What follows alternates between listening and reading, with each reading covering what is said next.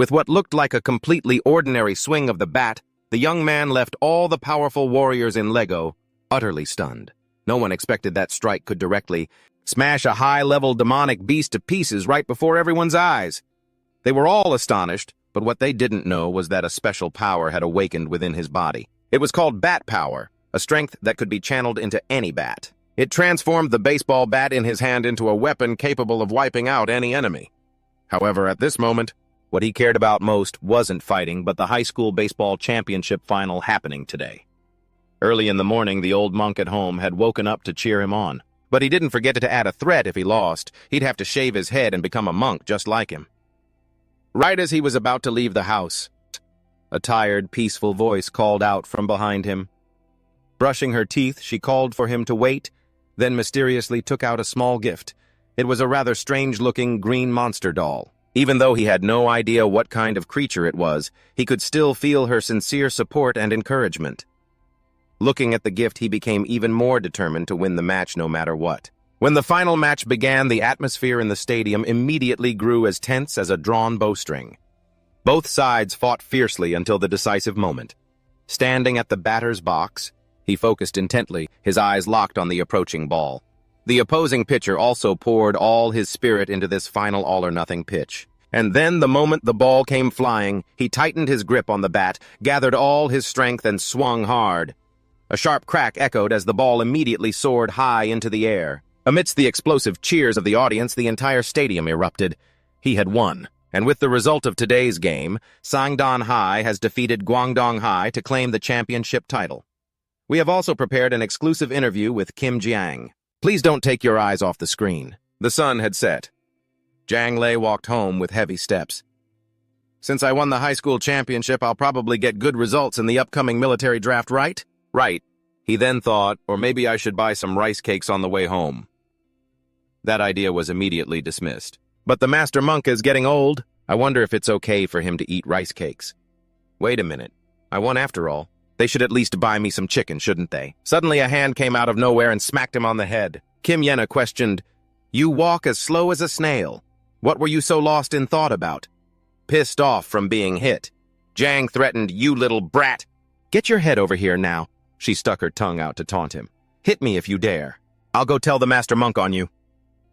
Taking the chance, he shot back, "So have you even washed your hair yet?"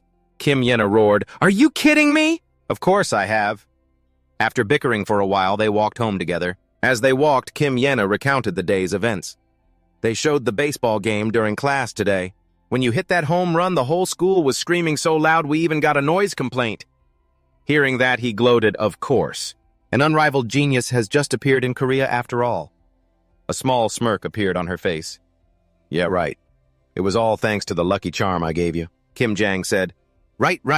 It was all thanks to the charm." She retorted, "Just you try not bringing me anything next time." Seeing this, he quickly changed the subject. "I'm starving. Let's hurry home and eat. Since I won the game today, you'll be the one washing the dishes, right?" Kim Yena immediately looked unconvinced. What the hell does washing dishes have to do with the game?" As soon as they arrived, Jiang quickly ran to open the temple door. "I'm home!" What greeted his eyes was the sight of the master monk sprawled on the floor. And there was a stranger inside with him. He had been on the ground for who knows how long while that guy just sat there. After climbing the last few steps, Kim Yena grumbled, "What are you doing? Why haven't you gone inside yet?" The moment she saw the scene before her, her pupils dilated. Her voice caught in her throat. "Master monk." Jiang was also scared out of his wits. The hooded man hurriedly explained, "Master monk, this has nothing to do with me." His eyes suddenly widened.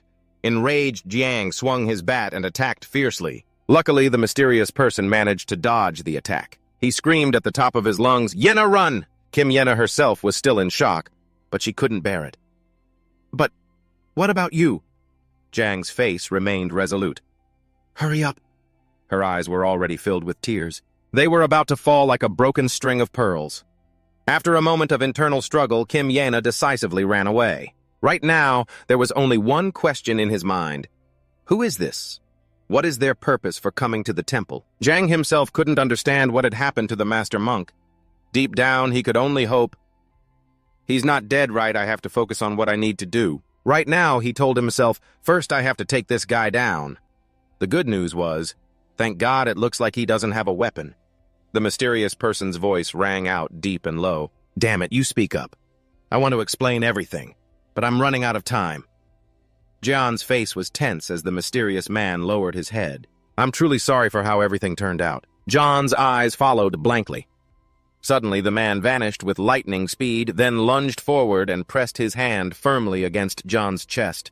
John's entire body began to emit a strange, sparkling light. The mysterious man told Kim Jian, "Find Anea." John's face wrinkled in surprise.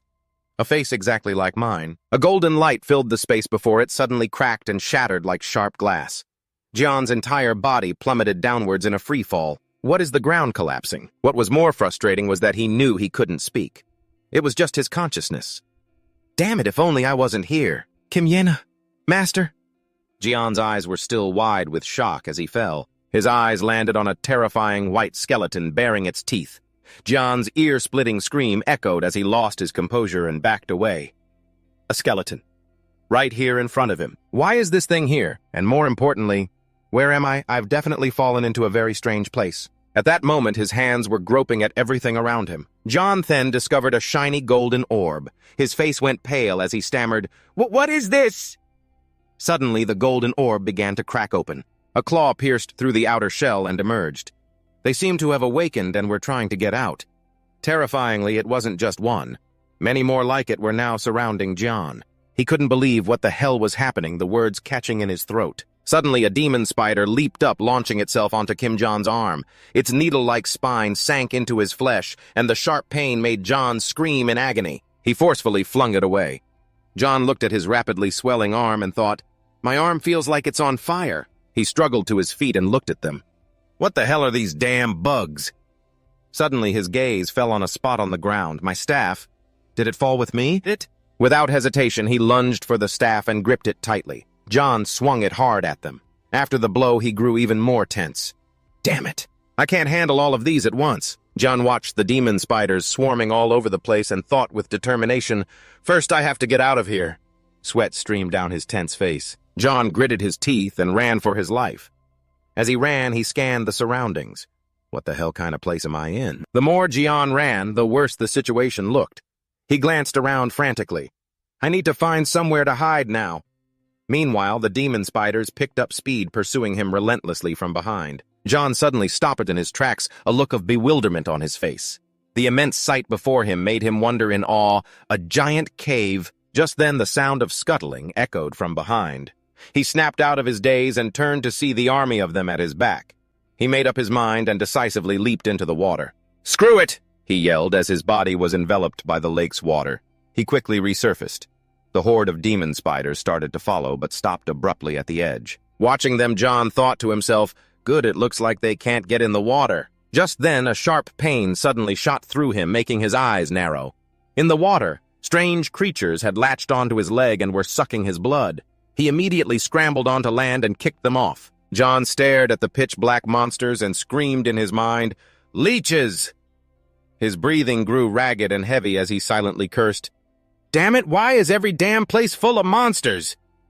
Jian tried to catch his breath as he pushed himself up to look around. What the hell kind of a place is this anyway?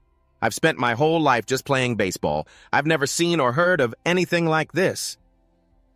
As he was lost in thought, his hand brushed against something. Am I even in the same world I used to live in? John instinctively pulled his hand back and turned to look.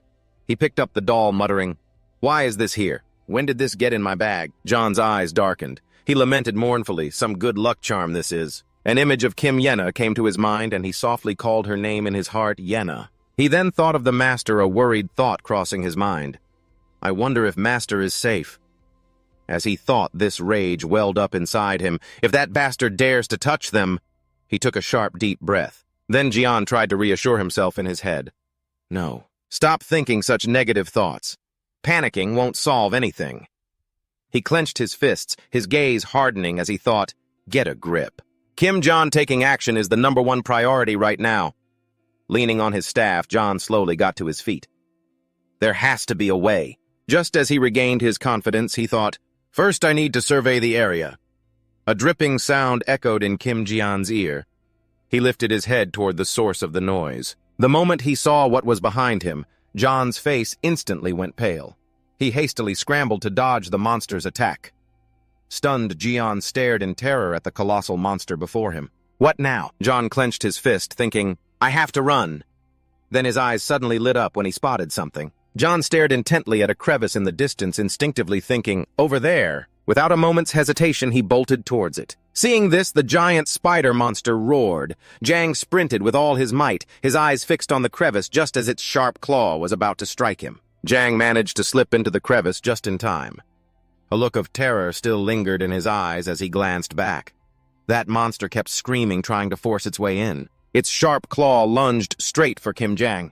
He scrambled backward, causing it to miss.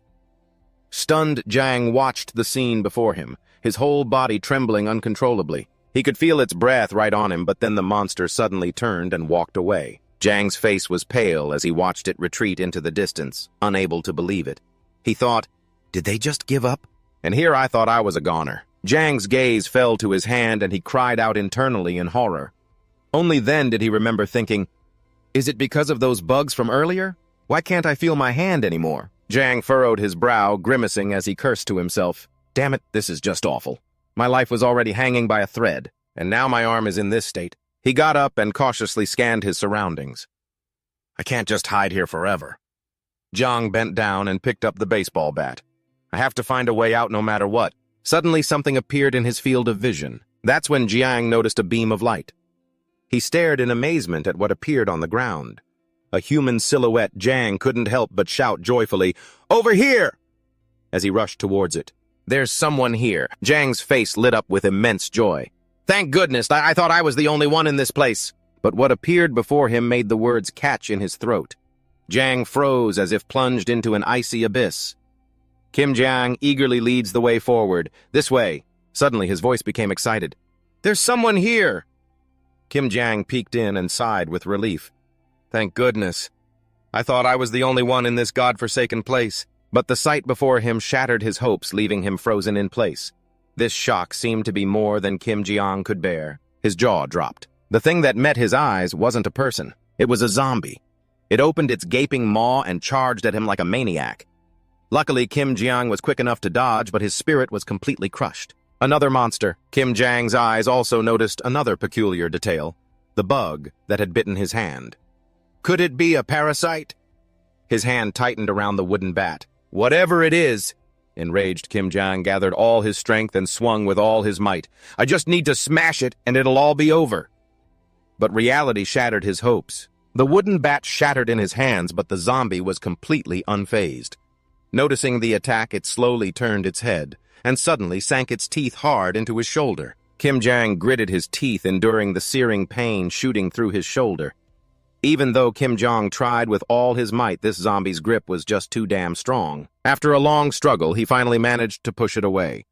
The zombie staggered and fell back, but it refused to give up, lunging forward again like a speeding bullet. Kim Jiang hastily used his arms to block the attack. It seized the opportunity to take another souvenir bite out of his arm.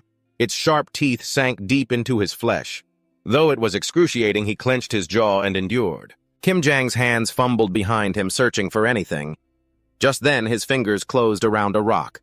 Without a second thought, Kim Jiang immediately grabbed the rock and brought it down on the zombie's head in a fatal blow. The blow was strong enough to send it sprawling to the ground. Seizing the opportunity while it was down, Kim Jiang rained a series of thunderous blows upon it. His eyes blazed with absolute fury. Each sickening crunch echoed the next blow, always harder than the last. After a fierce struggle, it seemed the zombie was finally dead. Kim Jiang's whole body went limp with exhaustion, but as he rested from a distance, a pair of eyes had been intently watching his every move. Kim Jiang slowly lifted his gaze. Before him was a whole swarm of zombies shuffling forward. They began to charge, ready to attack. A bitter smile touched the corner of Kim Jiang's lips. Of course, he said nonchalantly. Let's see how this ends. As soon as the words left his mouth, Kim Jiang shot up. He sprinted full speed towards the horde to fight back. The moment he met the first one, he unleashed a merciless flurry of attacks. Relying on their numbers, one of them launched a sneak attack on his leg. The sudden pain made Kim Jiang realize what happened.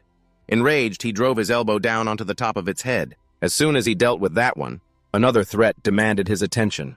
A different zombie charged at him frantically, its hollow eyes rolled back as if to intimidate him. But that didn't make him flinch. Kim Jiang immediately wrestled it to the ground to control the fight. In the midst of the fierce battle, a voice suddenly rang out. How interesting. Kim Jiang's eyes widened in surprise upon hearing that voice. He quickly looked around, searching for the source of the sound. A doll nodded in praise. Very interesting. This sight left Kim Jiang frozen solid. A doll. Countless questions raced through his mind. Did that doll just talk? Am I losing my mind? Kim Jiang's voice faltered as he asked, What are you? It calmly replied, Does that really matter now? You're on the verge of death. Model, take hold of me and you shall live. The doll's insistence left him stunned. What do you mean? The doll stressed once more. Take hold of me. The zombies were still relentlessly chasing Kim Jiang, their hideous hands reaching for him. In the distance, a brilliant light shone, and Kim Jiang with all his might grabbed for it. A strong gust of wind began to rise, blowing away the zombies that were closing in on his shoulders. A hazy green smoke still swirled thickly around the area. A flicker of bewildered uncertainty crossed Kim Jiang's eyes. His hand was still clenched tightly. That green smoke transformed in an unpredictable way that completely shocked him. A baseball bat. He stared at the bat. He trembled with anger. It's not even a real weapon, just an ordinary baseball bat. What the hell? After being pushed back, the zombies furiously charged forward again, ready to die. Kim Jiang's expression completely changed. He swung the baseball bat with all his strength. The next scene left Kim Jiang completely dumbfounded. With just one swing, it fell to the ground, knocked out cold. This immense power made Kim Jiang a bit suspicious. I can feel some kind of power welling up inside me. Is it because of this bat? But honestly, I have no idea what's going on anymore. But if I have this thing, I can do this. He said it to console himself. That's right. No matter where this was, he couldn't accept what he had been through in this short period of time. Whatever the origin of this bat is, why do I have to endure all of this? Because Kim Jiang knew that now none of it mattered anymore. His voice growled out each word. At this very moment, I just need... Kim Jiang's determination soared. I'll crush every last one of them and survive. Kim Jiang trembled, thinking to himself in astonishment. What is this bat? Kim Jiang wondered to himself, I can feel the power surging through my body. Is this some kind of magic? A long bat radiated a brilliant mystical green light.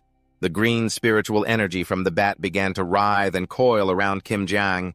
He stared wide-eyed at the green light enveloping his hands. A giant spiritual entity with sharp teeth appeared.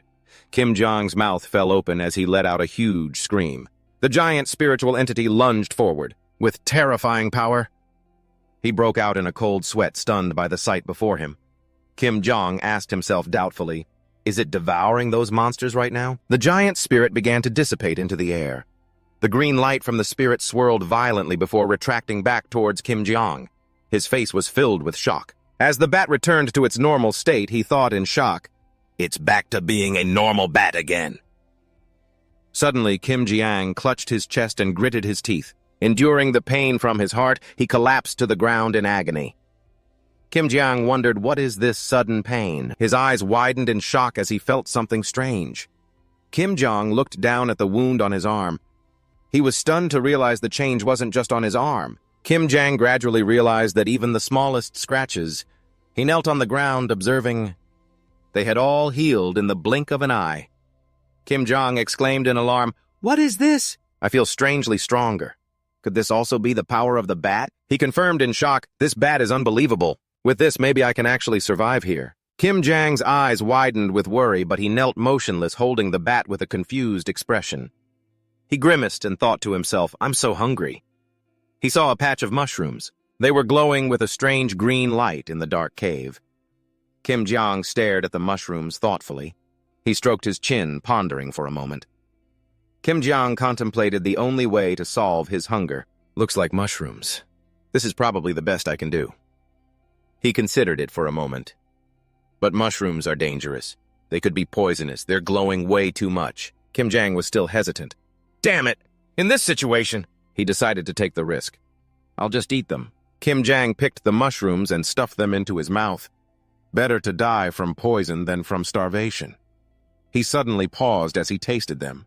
Kim Jiang exclaimed with joy in his mind, "It's delicious. This gamble was a huge success." He sat down to rest after he finished eating.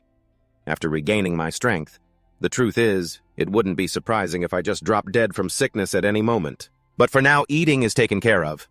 Kim Jiang commented on the water source. Even though there are things that look like leeches in the water, at least it's drinkable, even though he knew it was utterly disgusting. He reflected on his condition.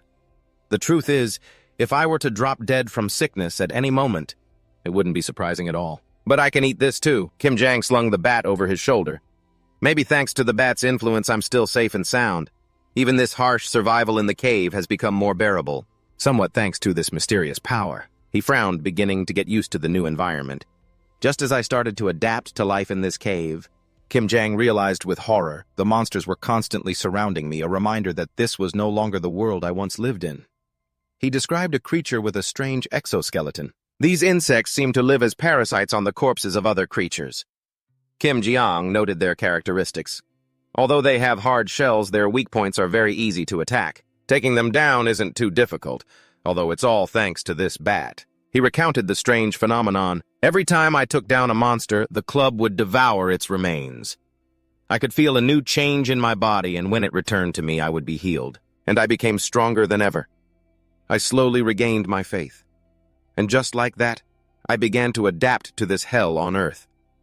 I was finding hope and confidence again, the hope that I could survive. Until I ran into him. Hiding behind a rock, I saw the countless dangers lurking in this place. But the most dangerous one among them was definitely this guy. Luckily, he only wandered around the monster nest occasionally. It looked like he hadn't made any other moves yet. I'd been stuck in this cave for a long time trying to avoid him. I felt so overwhelmed, but I couldn't find any way out. Finally, I came to a single conclusion. The exit. It was on the opposite side of the nest where I'd started. I thought about the obstacle ahead. The problem is I have to cross that hell on Earth. Even if I can deal with those bugs and monsters, can I really get past him? He held a small doll in his hand. No. Even if I manage to escape, will I ever be able to return to my family? Kim Jiang pondered his bleak future. Could it be that I'll be trapped in this hell forever? He started to wonder. How did I even end up in this place to begin with? I must have fallen from somewhere. Then Kim Jiang remembered a mysterious person from that time who had the same name as him. What the hell was he anyway? I remember. He told me to find something. He squeezed his eyes shut in frustration. Kim Jiang sat on the ground. No, now is not the time to be thinking about this. He pulled himself together. First, I have to get out of here. Kim Jiang took steady steps across the dark cave floor. He stood behind a rock observing the entrance. The cave was full of insect eggs and purple insects were crawling all around. Kim Jiang carefully looked around. He didn't see that giant thing anywhere. He breathed a sigh of relief. Looks like I still have some luck left. Kim Jiang looked towards the path. The bugs didn't seem to be agitated either. He smiled with determination. I can do this. Kim Jiang stepped on a piece of bone and it shattered with a crack. He jumped, startled by the noise he'd just made. He held his breath, breaking out in a cold sweat, terrified of being discovered. Kim Jiang wondered to himself, didn't he hear me? He trembled and crouched low. Damn it, I'm shaking like a leaf. Anyway, I made it safely to the other side. Annoyed, Kim Jiang ran toward the exit. Get out of my way, you disgusting bugs. He was filled with hope, because I'm about to escape this place. Kim Jiang stood stunned, looking at the cave entrance glowing with sunlight. He sighed listlessly. There are eggs plastered all over the walls here, too. Kim Jiang's heart sank. I can't see a way out. Is this a dead end? He stood alone in the middle of the cave, facing a beam of light from above.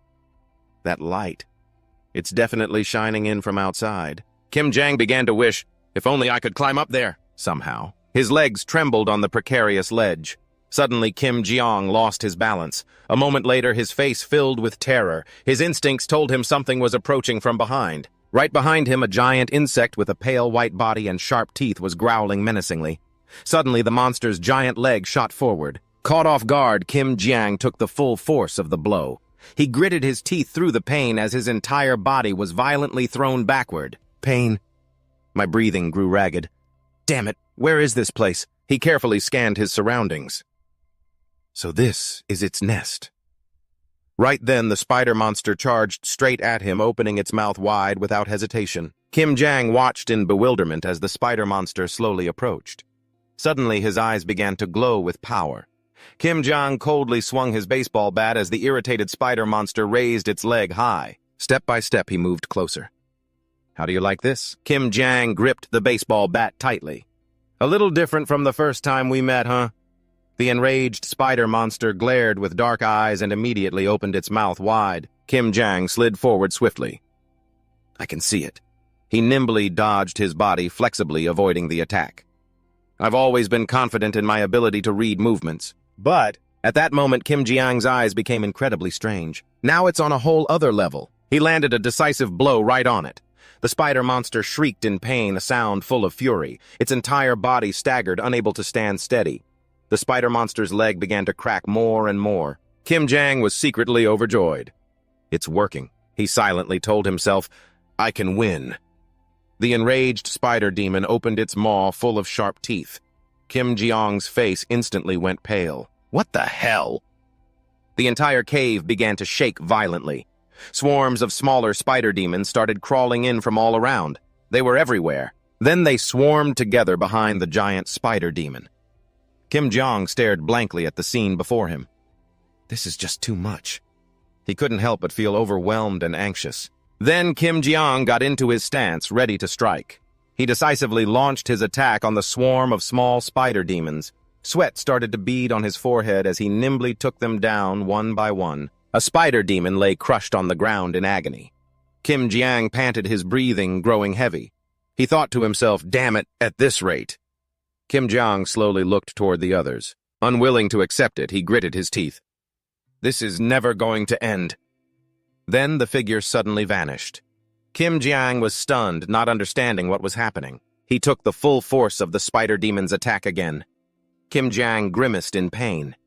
The excited spider demon opened its sharp-toothed jaw wide. The pain inside him intensified dramatically. Kim Jiang tightened his grip on the sharp iron rod in his hand.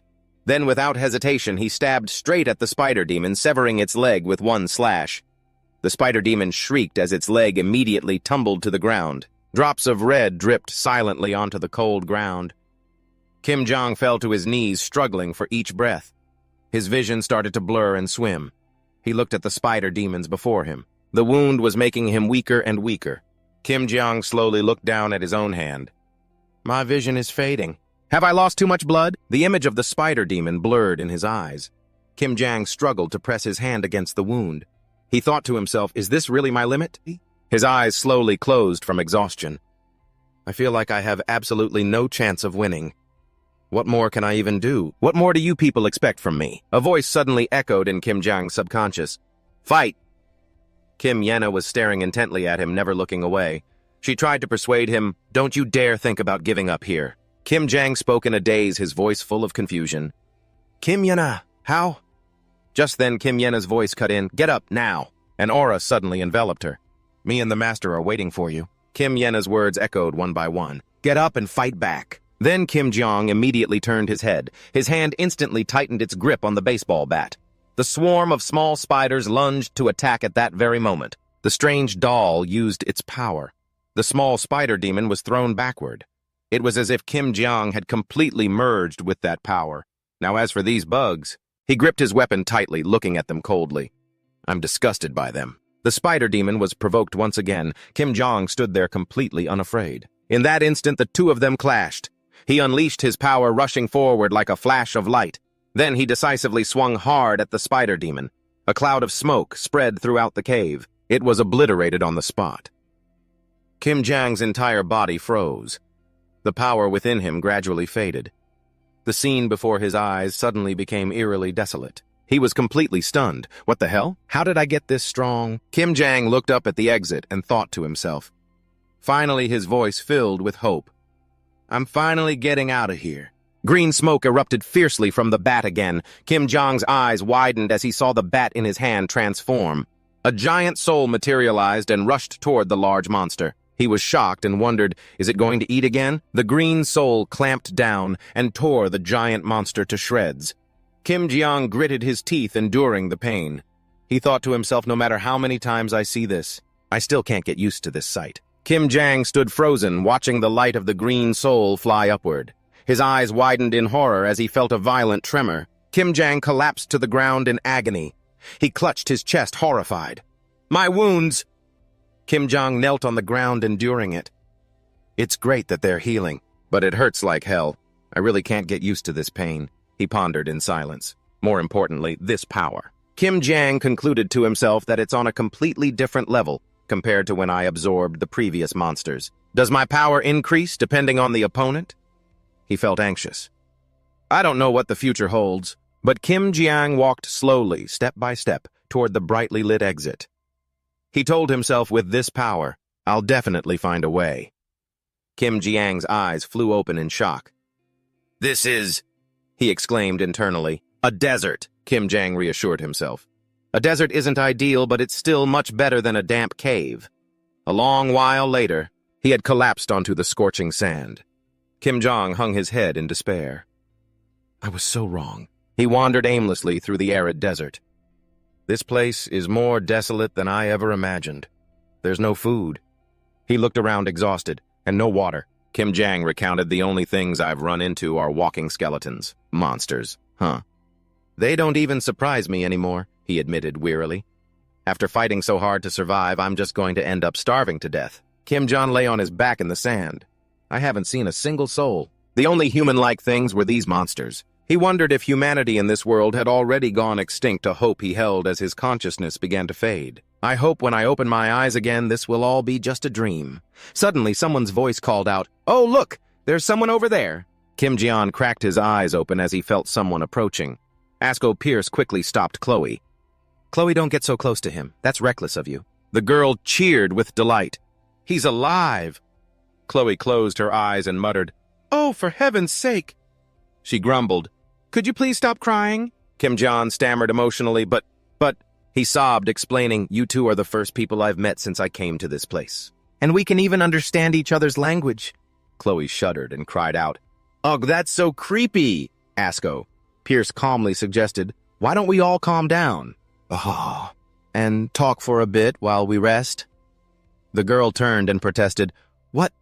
We still have a long way to go and you already want to rest?" He explained gently, "But he's happy to have met us. We can't just ignore him and leave. Besides, you were the one who ran over all excited because he was still alive." Annoyed that he'd hit a nerve, Chloe fell silent. She had no choice but to agree. "All right, fine. I guess we have no other choice." Asko Pierce was very pleased. That's the right decision. The three of them gathered around the campfire, a pot of hot soup bubbling over the flames. Kim Jian's eyes widened in amazement. "What in the world is this?" He stared at the soup. "How long has it been?" "Since the last time I saw real food." Chloe watched him with a weary expression. "Geez, you look like you've been starving for days." He explained his situation. "I haven't eaten anything for over 5 days." The girl shouted in alarm, "What? How could you survive that long?" Asko Pierce silently observed him with a thoughtful gaze. Kim Jian stammered, Well, I'm not really sure, but maybe it's because I'm absorbing the monsters." He spoke gravely. "Absorbing them? That's definitely a type of magic I've never heard of before." Kim Jian asked in alarm, "Magic? There's magic here, really?" Chloe's eyes widened as she yelled, "What? Where on earth did you come from?" Kim Jian said, flustered, "Where do I even begin to explain?" Asko Pierce handed him a bowl of soup. "Here, eat first. We'll listen to your story while you eat." The soup bowl was empty after Kim ate every last drop. Asko Pierce summarized the story. "So you're from another world, and when you woke up, you found yourself here." He theorized, "And by defeating monsters with that blunt weapon, your body recovers and becomes stronger." He praised, "That's truly a unique ability." Chloe wondered about the strange quiet. "Now that you mention it, night has already fallen. Why are the zombies so quiet?" Kim Jong smiled and replied, That's because," he admitted confidently, "I've already taken care of all of them with this." The girl was stunned. "What?" Inside, Asko Pierce was also clearly surprised. "The zombies in this place constantly revive at night no matter how many times you destroy them," he observed thoughtfully. "And yet the zombies he claims to have absorbed aren't moving even though it's dark. Could there be something special about that strange weapon?" Asko Pierce's eyes flashed with a mysterious golden light. He hypothesized, "Perhaps it's—" Kim Jong said shyly, "Let me help clean up, okay?" Chloe immediately refused. "You don't have to."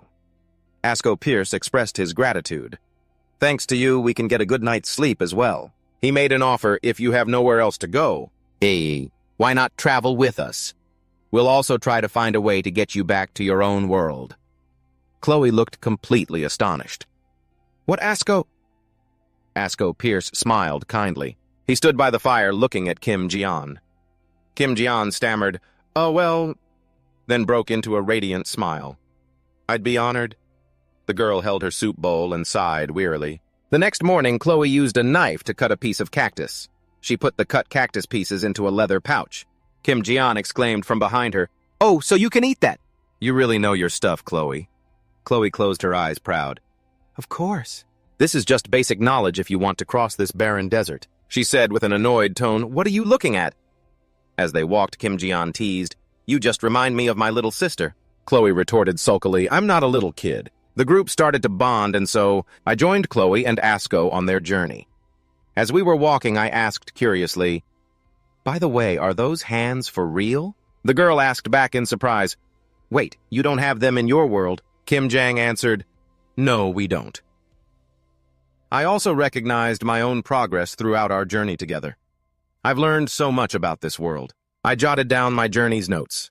From Chloe, who introduced herself as a Beastian, I learned the essential knowledge and common sense needed for survival.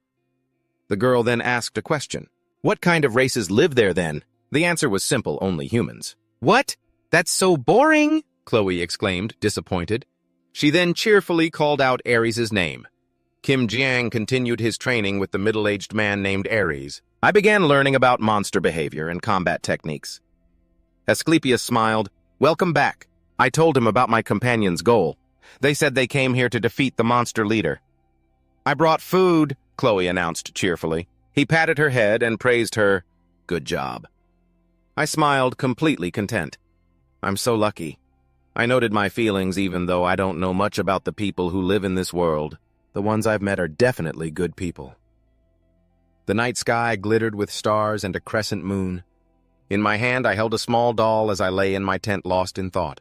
Can't sleep, Asclepius's voice called out. He approached with a lantern. I sat up and admitted, Yeah, I've got a lot on my mind. Asclepius set the lantern down and asked, Homesick? He expressed his own interest. I'm quite curious myself. Asclepius shared his experience. I've lived in this world for a long time, but you're the first person I've met from another world. That I've ever met, I smiled gently. Compared to this place, it's a pretty boring world, he said in a gentle voice. It must be a very peaceful world then. I lowered my head, a relieved smile on my face. Looking up at the sky, I contemplated. I suddenly realized just how peaceful the place I used to live really was. I turned to him and asked, Sir, have you ever heard of baseball? Baseball? Asclepius asked, surprised. My resolve hardened. I'll do anything if it means I can go home. The sky was beginning to brighten, heralding a new day. A dinosaur roared, chasing after me and a terrified Chloe. I added a condition. Anything as long as it doesn't get me killed. At that moment, Chloe and I were trying to escape the monster's jaws. We ran for our lives, trying to keep our distance when I suddenly stopped and said, Go on, Chloe. Hearing my voice, she cried out in shock, Jiang! Because I had turned back to stand in her way. Hurry up! I gritted my teeth, gripping the club in my hand, and then I swung decisively, hitting it in the face. The monster was stunned for a moment, but I kept my eyes on it warily. Suddenly, the beast's foot stomped hard on the ground, right after the ferocious beast sent me flying. The attack was agonizing. The next second, I was thrown into the distance. Chloe watched in horror in my direction. My body was now covered in wounds. I tried to endure the pain shooting through me, but right in front of my eyes were the monster's sharp teeth. My eyes widened in terror because the monster was suddenly sliced in two. Its body parts fell to the ground. Asclepius had appeared just in time to save us. Mr. Ares, he calmly sheathed his sword. Are you all right? At the same time, Chloe ran over complaining, What took you so long? She quickly turned to me and asked, Are you hurt anywhere? I quickly reassured her, I'm fine, it's just a few scratches. Suddenly, my club flashed. A cloud of smoke shot out and absorbed the monster, shocking both Asclepius and Chloe. Then the smoke returned to me. It gently brushed over the wounds on my body, and then the smoke vanished along with my injuries. Chloe, incredibly excited, started asking me questions nonstop. What was that just now? That... Was that the absorption ability you mentioned before? As for me, I just gave a flustered reply, something like that. In contrast, Asclepius was carefully thinking it over. The corpse and its magic had vanished without a trace. He stared thoughtfully at the two of us. It looked like Asclepius had realized something. He suddenly called out to me, "Hey, Jang!" Asclepius wore a serious expression as he made his request. "There's something I need you to do."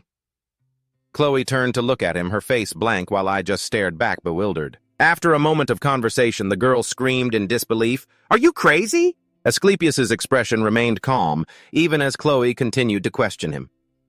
"What, you're telling him to go catch a Litra," she said bluntly, stating her thoughts. "You might as well just tell him to go die." Chloe was furious, chiding him. "Why don't you just kill it yourself like you originally planned?" He calmly replied, "Don't worry, Chloe. If he refuses, I won't force him." But she was still not satisfied with that answer. "Don't be ridiculous. Does that guy have any idea how powerful a lich is? Of course that fool can't possibly know." A voice suddenly cut Chloe off. "I'll test it out." The little girl turned towards him, stunned. Kim Jeong nonchalantly asked, "So what do I do first?" The sky was turning orange as sunset began. Kim Jang, happily eating a snack, asked Asko Pierce while still chewing, "A confirmation." The air suddenly went still. Seeing this, Chloe mid-chew had to speak up.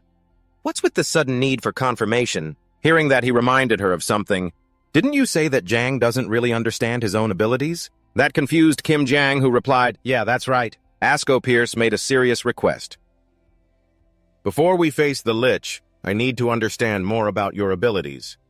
He slowly explained the reason and the principles of how they operate. Furthermore, Asko Pierce got straight to the point. "Where do your limits lie?" Kim Jiang understood these requests. "Sure thing. I'm curious about that myself." He stared at his weapon, wondering, just what kind of strange power does this staff even have? Quickly filled with energy, Kim Jiang asked again, "All right, so what are we doing first?" But it seemed he was in for a disappointment. With a look of helpless resignation, Kim Jiang sat still and asked blankly, "What is this?" Sitting beside him, Chloe excitedly answered, "It's to check your mana." Kim Jiang was startled. "What, you mean I have mana?" Resting her cheek on her hand, the little girl replied helplessly, "Probably. Everyone has mana." Asko Pierce finally spoke up to clarify, "I'm just going to do a brief examination. We might discover the true nature of your strange weapon and your magic." But Kim Jiang misunderstood and shouted, "Right here, right now!" which made the man sigh in defeat. "It's not like that." A moment later, Asko Pierce gently placed a hand on his shoulder. "I'm just going to—" He slowly released a stream of mana.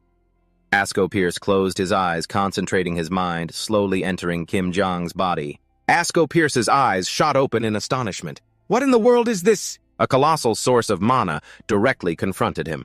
Asko Pierce couldn't resist its power at all. His hand was quickly pushed away. Asko Pierce stared at him, stunned. Not understanding what happened, Kim Jiang innocently asked, "Are we done?" Then followed up excitedly, "So how was it? Did you find anything out?" Asko Pierce looked at his troubled hand, hiding his concern. "Unfortunately, I couldn't see a thing." Hearing this, Kim Jiang was a little disappointed. "Oh, really? I don't know," he said, looking at him pensively. "This can hardly be considered simple mana. It feels like another living creature is residing inside his body." It seemed Asko Pierce had discovered a difficult problem. Just trying to sense his mana caused such a strong rejection. He silently recalled the scene from moments ago. This power is... Meanwhile, Kim Jiang was happily chatting with Chloe. "Can you use magic too, Chloe?" The little girl replied coldly, "No." Asko Pierce watched him, a sudden thought crossing his mind. "He's too dangerous." A zombie slowly approached, an axe in its hand, and grinned sinisterly with its bony mouth. Suddenly it was hit square in the face. The zombie didn't have time to react before it was knocked flat. Kim Jiang tossed a stone in his hand, thinking to himself, "It's been quite a while since I ended up in this world." He estimated in his head. He hadn't kept close track, but it had to have been over 3 months. Kim Jiang looked at the zombie and wondered, "How many monsters have I absorbed during that time?" He glanced down at his hand, lost in thought. "My body has now far surpassed the limits of a normal human." Suddenly a voice called, "Jiang!" Kim Jiang turned his head slightly, but he was still lost in his thoughts. Just a moment ago, this place was filled with strange monsters. But now the adorable Chloe stood before him, holding a basket of potatoes. "Come on, let's eat." Kim Jiang told himself, "I've been able to endure it." All thanks to having companions by my side. He put his empty bowl down, laughing heartily. Rubbing his stomach, he said loudly, "Ah, that really hit the spot." Kim Jiang praised her. "Your cooking is amazing as always." The little girl crossed her arms confidently. "This is just the basics." He seized the opportunity to ask, "So are we having something good for dinner tonight too?" Chloe kept it a secret. "Just get ready to be amazed." Asko Pierce, who was nearby, listened to their playful banter. He thought to himself, he's really good with kids. And yet he skillfully passed all the cooking duties to her. As he was relaxing, Kim Jiang heard Asko Pierce ask, "Jiang, how is your progress with what I taught you?" He thought about what he'd learned and confirmed, "Oh, you mean the mana control thing?" Kim Jiang's expression immediately turned gloomy as he answered honestly, It's not going as well as I thought. I can't feel anything at all." He added dejectedly, "I guess I just don't have a talent for it." Asko Pierce had already come to a conclusion in his mind. "I suspected I was asking too much," he thought to himself, but Jiang didn't seem like the type with a talent for magic. As for Kim Jiang, he was so bummed. "I really thought I could be like Harry Potter." Asko Pierce looked at him, recognizing, "You're just like me." He encouraged him, "Don't be too discouraged. It seems you're gradually being influenced by mana." Kim Jiang's spirits immediately lifted. "Really?" Asko Pierce added, "If you keep trying, you'll be able to control mana sooner or later." He eagerly pumped his fist, saying, "Anyway, even if I can't control mana, I've gotten a lot stronger, right? I'll be useful when we fight the Lich or something." "Right." The girl's eyes immediately turned serious. He also fell silent for a moment. Kim Jiang just sat there listening, completely clueless. "You will not be fighting the Lich directly." He listened intently. "By normal standards, you could be considered quite strong, but..." Asko Pierce pointed directly to Kim Jiang's current power level. "You still haven't reached the level to confront the Lich." He fell silent as the old man continued. "Your only mission is to absorb the Lich's corpse, after I defeat it." Kim Jiang then rubbed the back of his neck and replied, "Yes, I understand." Asko Pierce explained to him, "It's for your own safety, so don't worry about it too much." Then he stood up and said, "We'll be there in a few days, so get some proper rest." Kim Jiang replied obediently, "I understand." Under the deep blue sky, the three of them continued on their journey. They fought together until nightfall, after which they took shelter in a small cave. During their break, Chloe watched Asko Pierce teach him. Then they would fight together until dark again, repeating the cycle day in and day out. The girl flopped onto the ground. Chloe whined tiredly, "I'm so exhausted." The old man walking ahead turned back to encourage her. "Just a little more effort," Asko Pierce said. "The entrance to the tomb is at the end of that canyon." Meanwhile, Kim Jiang walked over gently, saying, "Here, give me your backpack, I'll carry it." Then he shouldered the bag for her. Full of energy, Kim Jiang urged, "Let's go, Chloe." The girl's eyes widened as she looked at him and replied, "Okay." They came to a treacherous mountain path. Chloe looked up and asked, "Is this?" The old man spoke up. "Yes, it is." Kim Jiang stared straight ahead. The three of them stood before a large stone gate. He realized it was the Lich's tomb. Together they went inside. The inside was incredibly spacious. As Kim Jiang walked, he remarked, "It's a lot cleaner in here than I expected." The girl beside him was on alert. "Why do I suddenly feel so anxious?" Asko Pierce, holding a lamp, warned them, "Stay on your guard. It wouldn't be surprising if something jumped out at us in a place like this." He said cheekily, "Do you really think a ghost is going to pop out?" Suddenly, Kim Jiang realized something. He spun around to look behind them. "That's the classic line right before something appears right behind my back." Sure enough, there was an undead right behind him. It grinned, "Gotcha." He went pale and jumped, letting out a scream. In his panic, Kim Jiang slapped the undead. It only had time to gurgle, "That slap." Seeing the undead fall to the ground, he grumbled, "Geez, you scared the life out of me." They turned to leave. Chloe asked, "Wait a minute, can you really hit a ghost like that?" Kim Jiang explained optimistically, "The important thing is the determination to smash them." But they didn't notice a nearby rat eavesdropping. As he walked, he asked, "By the way, Ares, this Lich, what kind of being is it?" The old man thought for a moment. Then Asko Pierce began to answer, "The Lich is the ruler of this land of death." In front of them was an undead creature radiating a foul aura. His voice echoed, "He resurrects and controls the countless undead in this place." It suddenly woke up while Asko Pierce was still explaining about the undead. "If the Lich resurrects and regains its full power, it will lead its army of the undead and destroy the world." It woke up. But before it could do anything, it was destroyed. He continued without stopping. That's why we have to destroy him before he can recover his strength, Asko Pierce said with suppressed anger.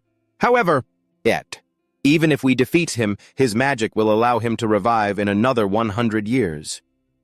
Kim Jong, who was busy absorbing them, was suddenly mentioned. It was then that I saw your ability, he added. If you can absorb and erase the undead. Asko Pierce shared his theory. Then it's likely you can do the same thing to their master. Hearing this, he was stunned again. Kim Jong suddenly turned back. So that's it. That probably won't be too difficult, he said as he walked on. But will this staff work as we planned? The other two watched Kim Jong from behind. I mean, it doesn't absorb all monsters after all. He kept walking and rambling about the staff. And I don't really understand its mechanics. Just then, the old man was shocked by what he saw up ahead. Kim Jong's voice still echoed in their ears. But I'm sure it'll be fine, right? The worried girl called out to Jang. Hearing her, he turned his head about to ask why she wasn't coming closer. But before he could finish his sentence, Asko Pierce roared, "Get out of there, Jang, right now!"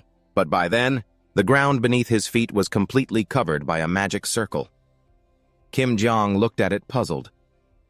What the hell is this? Then a flash of light enveloped him. By the time he and Chloe reached the spot, the girl was stunned, and Asko Pierce was just as shocked. He had simply vanished before their eyes. A dark figure dashed forward at top speed, thinking to itself, I hope I'm not too late. The surrounding darkness then began to fade. Kim Jong lay unconscious in a dark place. A moment later, he sat up, clutching his head and muttering irritably, What the hell was that light? Kim Jong looked around and wondered, Where am I? Suddenly, something caught his eye. Before Kim Jong was a colossal door. He stared at it and mumbled, A door.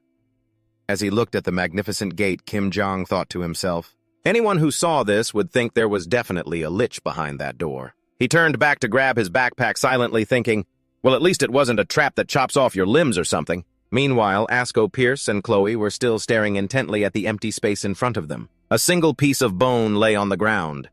Asko Pierce stomped his foot hard, bracing himself. He scooped the girl into his arms and took off at high speed.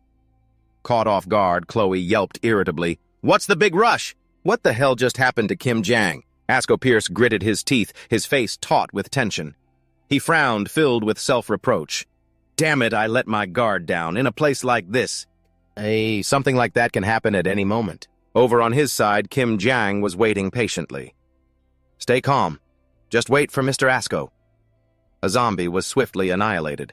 Asko Pierce moved like a blur, destroying every monster he came across. The little girl scowled and demanded, I'm asking you what in the world is going on? He paid her no mind, his eyes fixed forward, but Asko Pierce still answered Chloe. What Jiang stepped on was a lich's teleportation magic circle. Hearing this, the girl asked, Where was he sent? He replied grimly, If I'm not mistaken. On the other side, the boy looked terrified. As if to prove Asko Pierce's guess correct, that must be the chamber where the lich is. Before Kim Jong was a lich sitting regally upon a throne. It had a strange, demonic aura about it. He frowned worriedly, observing the lich's relaxed body. Kim Jong thought to himself, Is that the lich? Is it sleeping? What a relief. It should be fine as long as I don't wake it. He turned his head, assessing the situation. I had a bad feeling, and sure enough, this isn't the outside of the door. Kim Jong looked left and right, then concluded, But the inside. Learning from his previous mistake, he decided it would be too risky if he accidentally triggered another trap. It's best to stand still and wait. But suddenly, Kim Jong's staff began to glow intensely. He was startled, confused by its strange behavior. Why is this happening all of a sudden? Nothing like this has ever happened before. And because of that light, the sleeping creature awoke. A purple light shot from the lich's eyes toward Kim Jong. He glanced back at it as the lich's body slowly began to stir. It radiated an oppressive, murderous aura. Kim Jong had now turned to face the lich, which held a weapon in its hand. Seeing this, he thought, to be faced with such transcendent power. Kim Jong thought he was a dead man for sure. Meanwhile, the two of them were rushing like the wind. Chloe suddenly paused. What was that sound? He had noticed the sound, too, Asko Pierce said in a low voice. It's over, so it's woken up. On the other side, he was so exhausted he collapsed onto the floor. Gritting his teeth, Kim Jong thought, This thing? He watched the lich display its power and gasped internally, This is on a completely different level. It gathered a small orb of light in front of its chest. Kim Jang was terrified. The lich attacked him from above. Kim Jang got to his feet, but his heart sank in despair. There's no way I can dodge this. He gritted his teeth, his resolve hardening. In that case, Kim Jang took a defensive stance, gripping his staff tightly. I'll block it. And he actually used his staff to block the attack, mustering every ounce of his strength. He swung his staff, clashing with the attack. From above, the lich observed it all. A massive explosion erupted. Kim Jang was exhausted, but still held his staff at the ready. His eyes were filled with determination. After the explosion, thick smoke and dust filled the air. The creature's gaze turned exceptionally serious. Kim Jang looked up at it and thought, "You..." He stared at the lich above him and exclaimed internally, "You possess such extraordinary power." Kim Jang tried to pinpoint its weak point. "Is its core in that heart?" Just then the lich twitched a single finger. Vines immediately shot up from the ground. They gradually wrapped around the arm holding his staff, then coiled around his legs until finally Kim Jang's entire body was bound tightly. A cold glint flashed in its eyes. He trembled in fear as the lich's voice echoed in his ear. "Got you!" it announced triumphantly. "Now then." The lich slowly advanced on Kim Jang. It reached out a hand towards him. "I think I'll carve you up myself and see what's inside. Let's take our time and play." Kim Jang didn't dare to blink when he heard the words, "Let's start carving." But just then, a sword pierced straight through his hand. He looked toward the sword's owner. Lich, also surprised, turned to look, and there he was, Asko Pierce, appearing in all his glory with his sword in hand. His eyes were fixed on the scene before him. A sharp purple stream of magic suddenly tore through the air. The powerful impact of the attack sent Kim Jang flying. He sat down on the stone floor, a look of shock on his face. Asko Pierce worriedly asked if he was hurt anywhere. He spoke up, suggesting, "Get back." Leech stood opposite him, his purple eyes glowing brightly under the sharp helmet. Asko Pierce said firmly, "Let me handle this." Leech raised his scepter and unleashed a torrent of magic. It enveloped the entire surrounding area. He stood facing the downpour of purple magic arrows. They created a series of violent explosions on the ground. "With great concern, Mr. Ares." Lich in his black armor stared menacingly, his purple eyes glowing brightly from within the dense smoke as Asko Pierce launched his attack. Lich was suddenly hit, causing his helmet to shake violently. Startled, he turned to look behind him. He glared at Asko Pierce with fury. Asko stood firm amidst the hazy dust and smoke. Lich unleashed his threatening magical power which surrounded his body. He said with a hidden meaning, "The two of us." Lich continued his challenge. "Are both cruel villains, aren't we?" He placed his palms facing each other. Lich began to gather an immense source of magical energy between them. He then unleashed a colossal wave of purple magic. It engulfed the entire battlefield. Kim Jang screamed in horror. "What the hell is this?" Lich announced, "The end of the stars." A massive pillar of purple and white magic erupted violently, tearing space apart. His jaw dropped in terror as he witnessed that incredible power. Asko Pierce was thrown back by the tremendous energy. The magic exploded violently, creating a world-shaking cataclysm.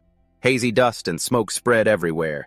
He knelt, planting his sword firmly to keep his balance. Asko Pierce panted, exhausted, his face drenched in sweat. Lich floated in midair, radiating a murderous aura. He looked down at the two of them in silence. Lich commented on his presence. "Normally you face me alone, but this time you've brought along a strange one." He looked disdainful. "Did you prepare a trump card to destroy me?" He brought his hands together. "But you're not the only one who came prepared." At his command, Lich created a beam of dark energy. Whisper of the void. Asko Pierce looked at his enemy with a tense expression. He stood alone in the mystical space and looked up. He stared in utter shock. Lich coldly declared, "This space is for you."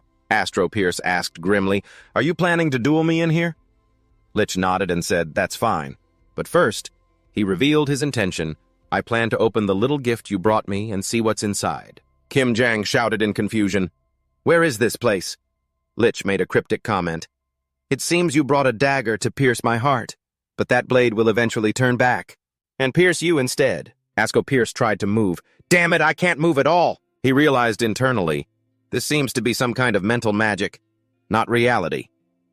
Asko Pierce looked into the void. "But it seems I can't escape this easily." He worriedly calculated, "Normally I would slowly find a way to break it, but if I hesitate, Jang's life will be in danger. Hang in there a little longer, Jang." Lich extended an invitation. "Offer it up." Kim Jang stood motionless in the dark space. He spoke arrogantly. "Offer it to me, the ruler of all death and the terror of all life." Lich urged, "Offer everything to me, now." He spoke with longing, "Your body and that power." The colossal entity spoke smugly, "No. This vessel will be mine." Lich narrowed his eyes, staring intently. It spoke angrily, "You dare trespass in my domain without any fear." He couldn't believe his eyes. "What is this?" Ascolius stood in the vast hall with a worried expression, sweat trickling down his cheek. He thought to himself, "The Lich's magic." Lich roared in fury. "You?" He spoke exasperated. "See! What in the world did you bring here?" He stood in his black armor with soulless purple eyes. Ascolius seized the opportunity. "Now's my chance." Lich still hadn't understood what happened. He swung his sword, striking Lich's body and splitting it in two. His face showed determination, his eyes sharp. Lich spoke in confusion. "This is—" He cried out in terror, "Impossible!" And just like that, Lich's body gradually vanished into the void. Astro Pierce suddenly realized he'd forgotten something. He immediately turned back and asked worriedly, "Ian?" Kim Jang asked in shock, What happened?" The baseball bat on the ground was emitting a brilliant blue light. A powerful surge of purple energy was swirling around. Both of them were being enveloped by streaks of giant purple light. Ascolius speculated in his mind, the Lich's magic. Kim Jang was completely enveloped by the purple magic. A sudden wave of pain hit him, causing his face to twist. "John!" he cried out in alarm. A powerful surge of magical energy exploded, preventing him from getting closer. Asclepius couldn't help but feel uneasy. That's a colossal amount of magical energy. If he absorbed something like this... He rushed over. "Jian, snap out of it." Asclepius thought, "What's happening? Is this a side effect from absorbing the Lich?" A voice suddenly rang out. "Sir Asclepius?" He looked up, turning his gaze toward the source of the sound. His expression suddenly turned grim. It was a woman in high heels. She walked over to where John was lying unconscious. In his subconscious, a voice spoke, "Kim Jian, you must find Aeneas." Kim Jian gasped, waking from his stupor. He dazedly looked around. Sitting on the ground with a blank expression and his thoughts in a tangle, Kim Jian wondered aloud. Mr. Ares, and Chloe too. He thought to himself, "What is this? Where has everyone gone?" A message from Asclepius read, "Something extremely urgent came up, so we had to go on ahead. The Lich was defeated thanks to you." Ares. Kim Jian wondered aloud. "I've never seen this kind of writing before, but how am I able to understand it?" He felt a little hurt. But more importantly right now, have I been abandoned? While he was still unconscious, Asclepius was staring at the woman with a pensive expression. He asked calmly, "What brings you here?" He said her name, Aquinas. Aquinas tilted her head slightly, offering a soft, mysterious smile. She spoke in a serious tone. "Sir Asclepius, His Majesty the Emperor has issued an immediate summons for you." "Why so suddenly at a time like this?" Aquinas replied sarcastically. "It's been a long time coming." "So why are you still acting so surprised?" She stated nonchalantly. "Since when has His Majesty ever needed to ask for your opinion or consent beforehand?" Her words clearly displeased him. She continued, "As for all the specific details, you'll find out once you return to the Imperial Palace," Aquinas explained calmly. "In any case, it seems your business here is already concluded." From a distance, Chloe called out loudly, "Mr. Ares!" Hearing the little girl call him Asclepius, turned his head. Aquinas smiled softly, her eyes half closed. Chloe expressed her concern. "Will Jian be okay? And what about that Lich?" Suddenly Chloe's face stiffened, her eyes wide with shock. "You—" She gasped, then rushed over to John. "John, wake up!" she cried out in alarm. Asco Pierce immediately calmed her down. "Stay calm, Chloe," he explained gently. "It seems he's just temporarily passed out from the shock of absorbing the Lich entity. Anyway, his life isn't in any danger," he added. Asco Pierce looked up at Aquinas, who was standing there. He narrowed his eyes thoughtfully. His mind was in turmoil. "Even though I still have so many things to worry about." But he gave a serious order. "Listen, Chloe. Prepare some food and a map, put them in a small bag, and leave it for John." The young girl replied obediently, "Yes, sir, I understand." Aquinas said nothing. She just stood silently watching the other three. She remained quiet, observing everything. Inwardly, she was in disbelief. Did he really absorb a Lich? Aquinas was inwardly amused. "Well now," she thought, pleased, Didn't I just happen to overhear a most interesting story? Asco Pierce urged them on. It's time for us to depart. Aquinas covered her mouth with her hand. Oh dear, this is a terrible habit of mine. Ascolius knelt to pick up a piece of paper from the ground. He then led Chloe away. Ascolius and Aquinas passed each other coldly. He said in a stern voice, I have a warning for you. You had better keep your distance and stay away from that boy, he demanded coldly, if you still wish to live a long life. She was not in the least bit afraid. With that said, Asco Pierce stepped through the spatial gate and left. Chloe was still a bit reluctant to leave. Aquinas smiled smugly as she stood before the swirling portal. Kim Jian still lay unconscious on the ground as she told herself, I will remember this, when everyone had gone through the portal closed completely. Kim Jiang's sad voice spoke up, how heartless. He deeply cherished them even though they hadn't been together for long. I really thought we had become as close as family, Kim Jiang shouted accusingly, and yet you just abandoned me here. Was I the only one who was being sincere this whole time? He stared blankly upwards. Then he spoke with renewed optimism.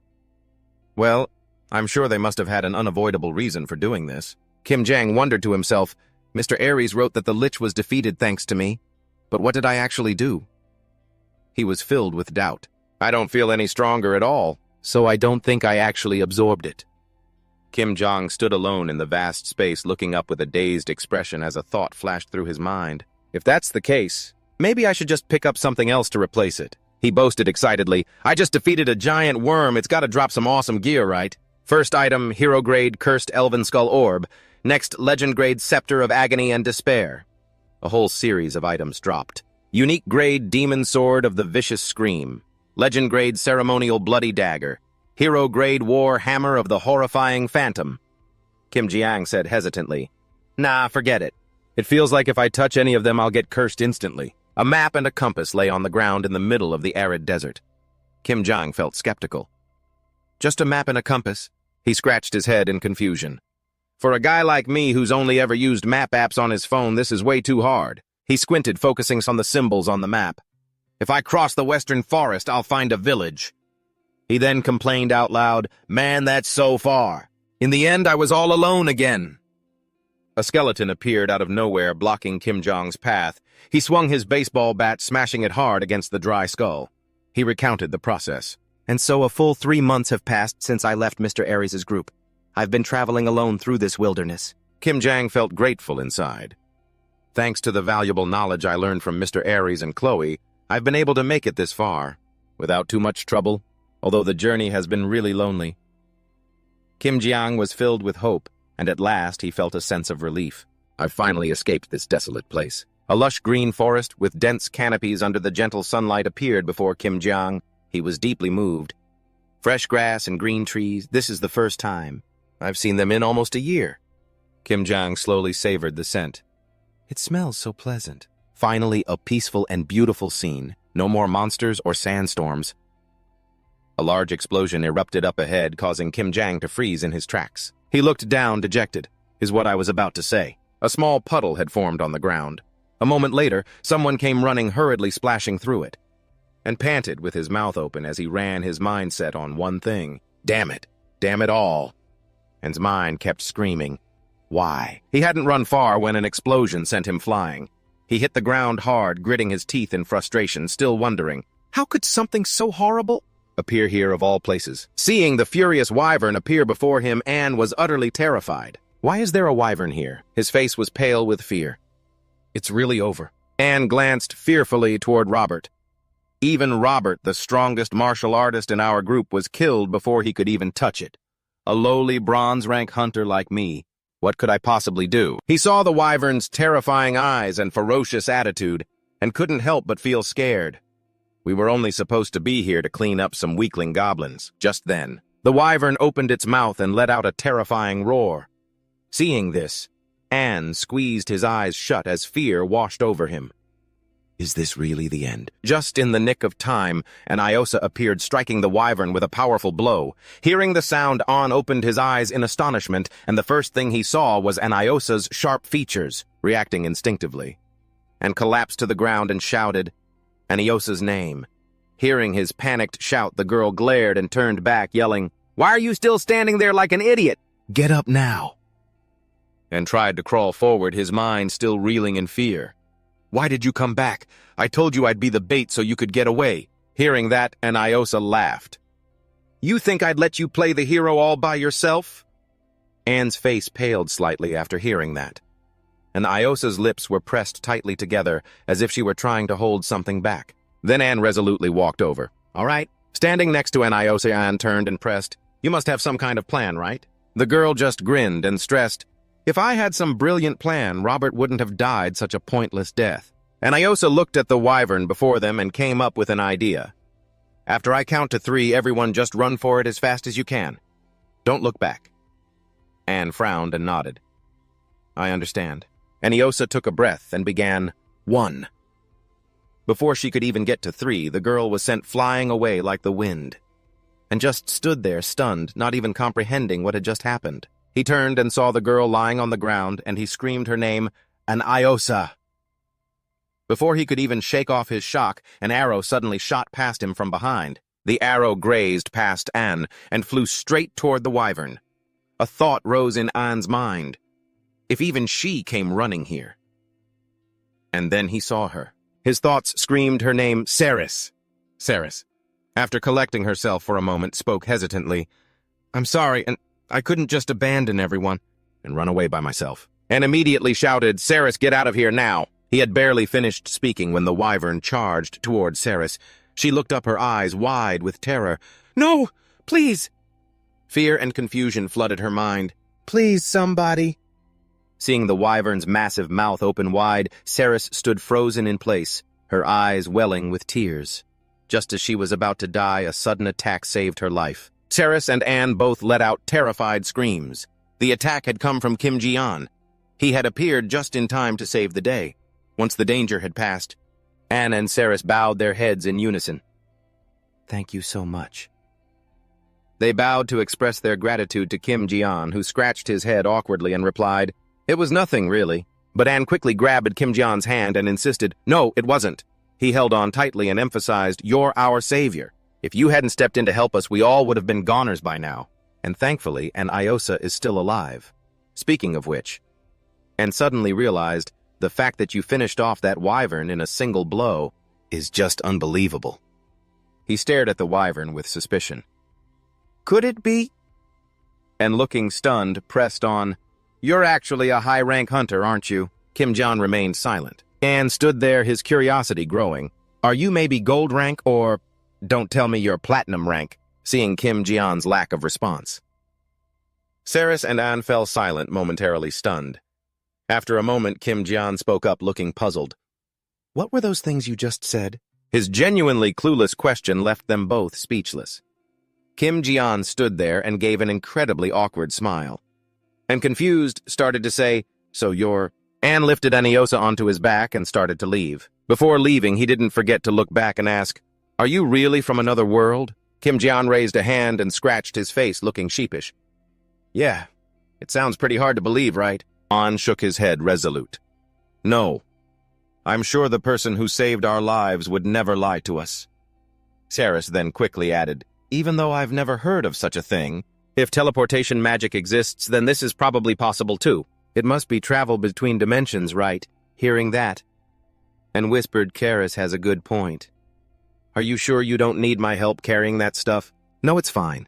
How could I ask our savior to do something like that? Even we don't fully understand every corner of this world, you know." Kim Jang frowned, thinking to himself that a situation like his seemed to be quite rare here. Anne stopped short in his tracks. "Ah, well, I was actually in complete shock earlier." He frantically recounted what had just happened. Suddenly, a strange monster appeared and devoured the wyvern's corpse. Right after that, it turned into an iron pestle. It was radiating an insane amount of magical power. Anne's eyes widened with excitement, wondering if everyone from the world he lived in possessed special abilities like that. Kim Jang didn't answer, just walking over gloomily. He glanced at Anne and replied nonchalantly, "I guess so." Hearing this, Anne became incredibly excited. "Just as I predicted, this is amazing." Seeing his joyful reaction, Kim Jiang thought to himself, "It's probably better to let them misunderstand than to go through a long-winded explanation." Just as he thought that, An cried out in amazement again. "Look, it seems we've finally arrived." His eyes widened as he looked around excitedly. This place is the territory located in the far east of the mystical kingdom of Lemania, the city called Shuchok. Kim Jang's eyes welled up with tears. Anne turned back worried and asked, "Is something wrong? Or is it that this place isn't what you imagined?" Kim Jang quickly wiped his tears and denied it. "No, that's not it, of course not." Then he explained, "It's just that it's been so long. It's been so long since I've seen a bustling, lively crowd like this again." Not long after the two entered a tavern, Kim Jang greedily devoured a delicious piece of lamb, then chugged a large mug of beer in one go. He slammed the mug down with a look of pure bliss. Kim Jong looked at the food before him and thought, "To think that the first drink I'd have as an adult, I would be in a completely different world. Well, it's not like I've never had a sip before, but the alcohol in this world tastes somehow different." He rested his chin on his hand and looked away. "Their names are An and Cerise, right? They said they were going to check on their other comrades and would be right back." Kim Jang recalled what An had told him. "We'll take care of treating Anyosa and bring Robert's body to its final resting place." He asked again, "Did you just say your party lost a comrade?" Yes." An sighed. Then he gave Kim Jong some money and said, "It's not much, but please rest at a nearby inn. We'll come find you soon." He immediately took it and said, "Thank you. Thank you so much." Kim Jong looked at the pouch of money on the table, reassuring himself, "They'll probably come back after I get a little rest." Right, but more importantly, he looked around the inn and concluded, "I've really ended up in another world." All around him were tall men with long beards and many waitresses wearing bunny ears. Kim Jang was dejected. "So, what should I even do first? Well, I guess I'll just get some sleep and figure it out later." A night passed quickly. He shot up in bed, dazed. It took him a moment to clear his head. Kim Jiang wiped drool from the corner of his mouth and thought, "How long has it been since I've slept in a real bed? I totally overslept." Suddenly there was a knock at the door. He dragged his tired body over to open it. "Who is it?" he asked as he opened the door. Saris and Anyosa suddenly appeared in front of him. Saris quickly asked, "Did you sleep well, Jiang?" Anyosa stood with her arms crossed, staring at him without a word, while Saris looked at him with an excited expression. Kim Jiang stared blankly at the two girls. Then he went downstairs with them. Before he could even look down at the main hall, Anne was already waving enthusiastically and shouting, "Over here, Jiang!" He was as lively and cheerful as ever, and so the group gathered around a hot breakfast and told Kim Jiang that Anyosa had insisted on meeting him in person to properly thank him. The little girl scowled and denied it. "That's not how I said it," Anne continued. "Things were too chaotic yesterday, so I didn't get to greet you properly." Kim Jang replied magnanimously, "Don't worry about it. Thanks to you, I got a great night's sleep." Anne suddenly stood up formally. "Allow me to introduce myself properly. I am a bronze badge hunter of the party known as the Wanderers."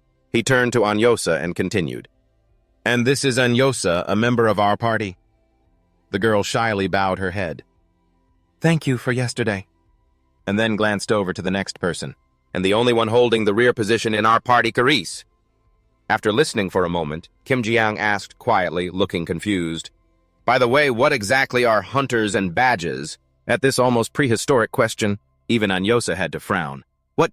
Her reaction made him feel a bit embarrassed. Their reaction was as if I'd just asked what 1 + 1 is. "I remember Mr. Aries mentioning something about silver and gold," and stepped in to smooth things over. "My apologies, it seems you still don't know much about this place." Then he reluctantly began to explain bit by bit. First off, hunters are people who specialize in hunting monsters, goblins, or carrying out various other requests. And all of these jobs can only be done if you're a member of the Hunters Association. Hunters usually work in groups of at least 2, but a party of 4 is the most common. Badges indicate the rank given by the association to hunters. They start from steel, then go to bronze, silver, gold, platinum, and finally mithril. Parties are often formed by members of various ranks. The ranks vary, but since quests are assigned based on the lowest ranked member in a party, most people tend to form parties with people of their own rank. Hunters with steel and bronze badges mainly hunt wild beasts and small monsters. They also take on odd jobs everywhere. Silver rank hunters are seasoned experts who specialize in slaying monsters. Most people retire before they can even reach this rank. Gold rank are the elites. Even at a major branch of the association, finding 3 or 4 such parties would already be extremely lucky. From gold rank and above, they often act as leaders for silver rank parties, instead of forming all gold parties. As for platinum rank hunters, I'm not sure, but rumor has it there aren't even 20 of them in the entire association. I've never even met anyone of that rank in my entire life. And finally, there's the pure platinum mithril badge.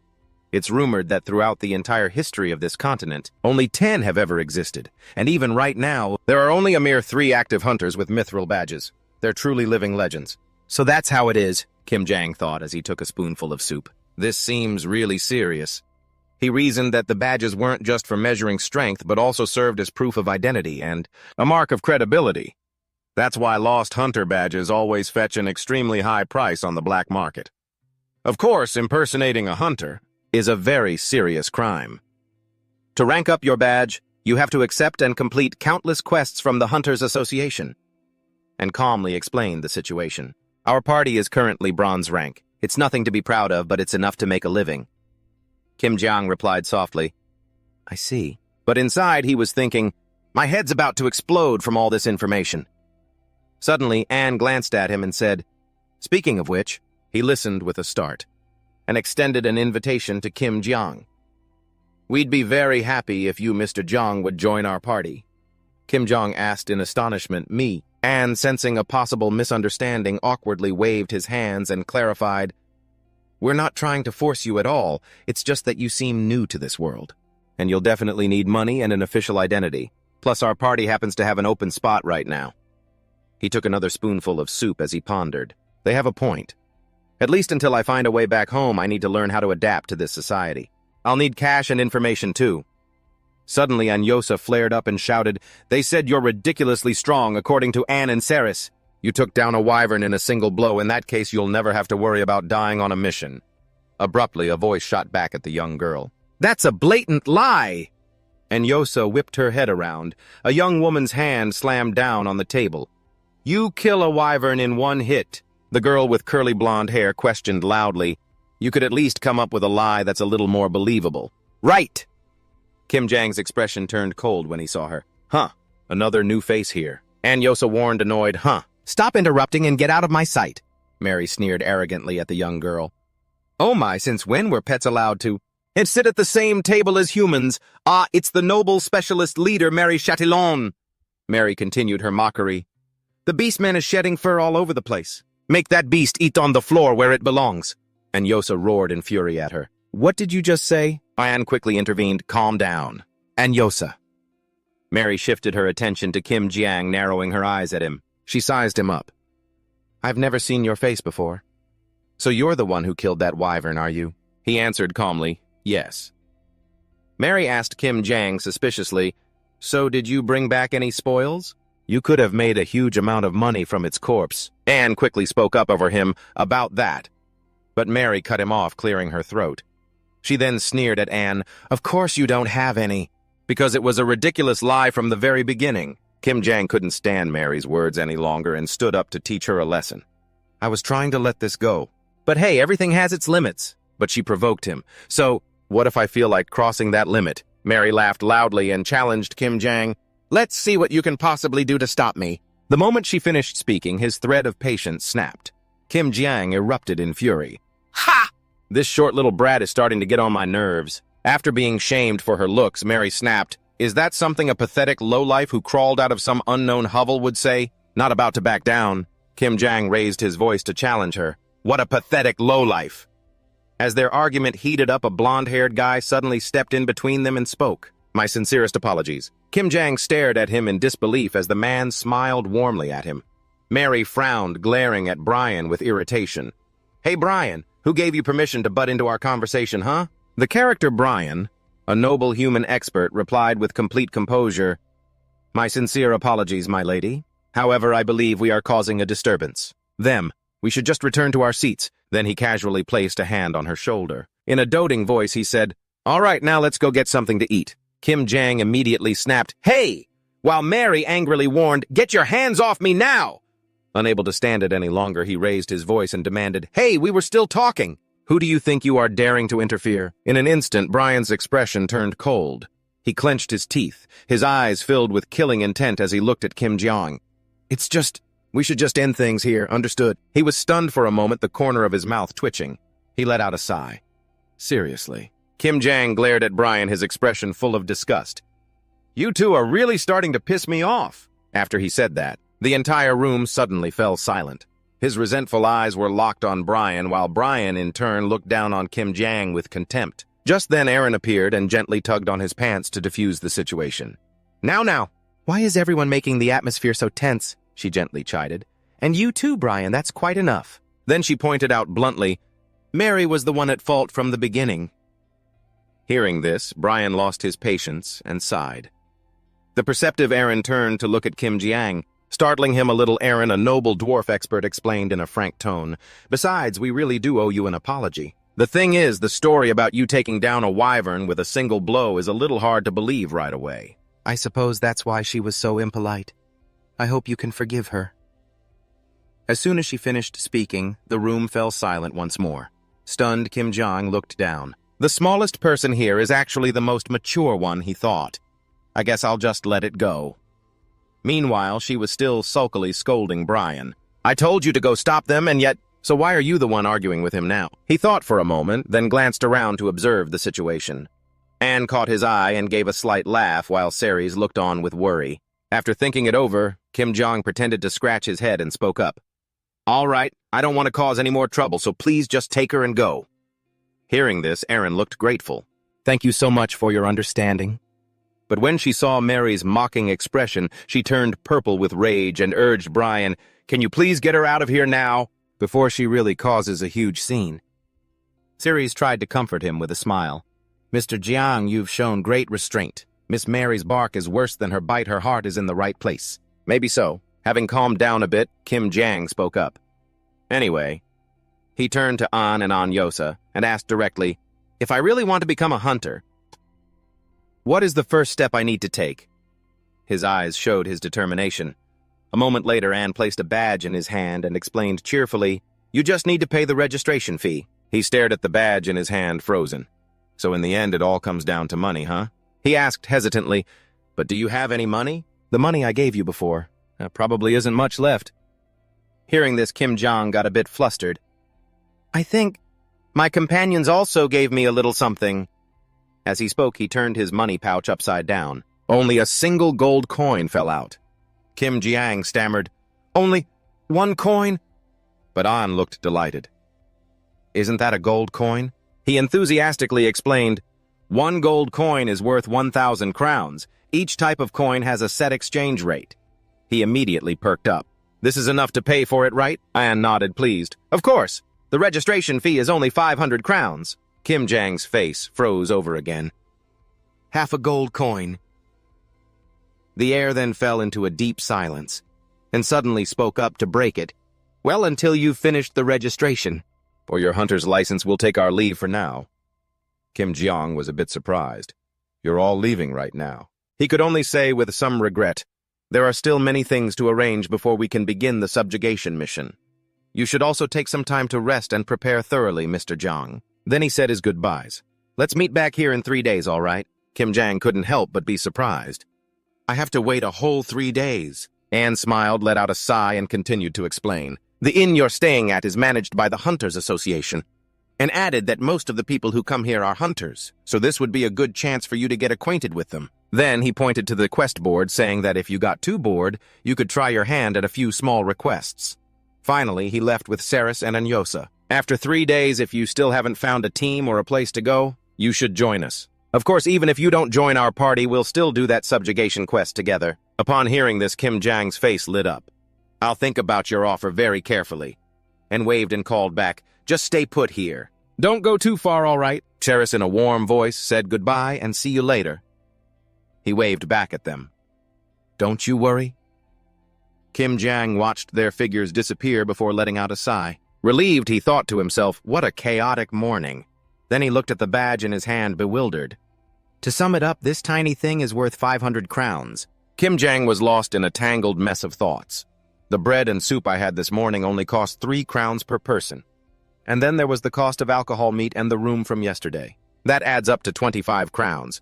He was horrified when he realized, So this gold coin is equivalent to 20 days of living expenses, including food and lodging. How many eights could this money buy? At that thought, Kim Jong dazedly slammed his head on the table and wailed, "I really miss home! Is there really not a single baseball player in this place?" A life of luxury was right within my grasp. His tears flowed like a river, a truly tragic sight. And now he had to go back to worrying about every single coin. Kim Jang's gaze suddenly shifted toward the quest board. A subjugation request, huh? Maybe I should start preparing. A little while later, he appeared in a decent outfit, carrying a baseball bat as his weapon. The shopkeeper showered him with praise. "My goodness, that outfit looks absolutely perfect on you, sir." She maintained her cheerful demeanor and said, "The total comes to 230 crowns, sir. I mean, my dear regular Jack." When Kim Jiang heard the price, his face turned pale.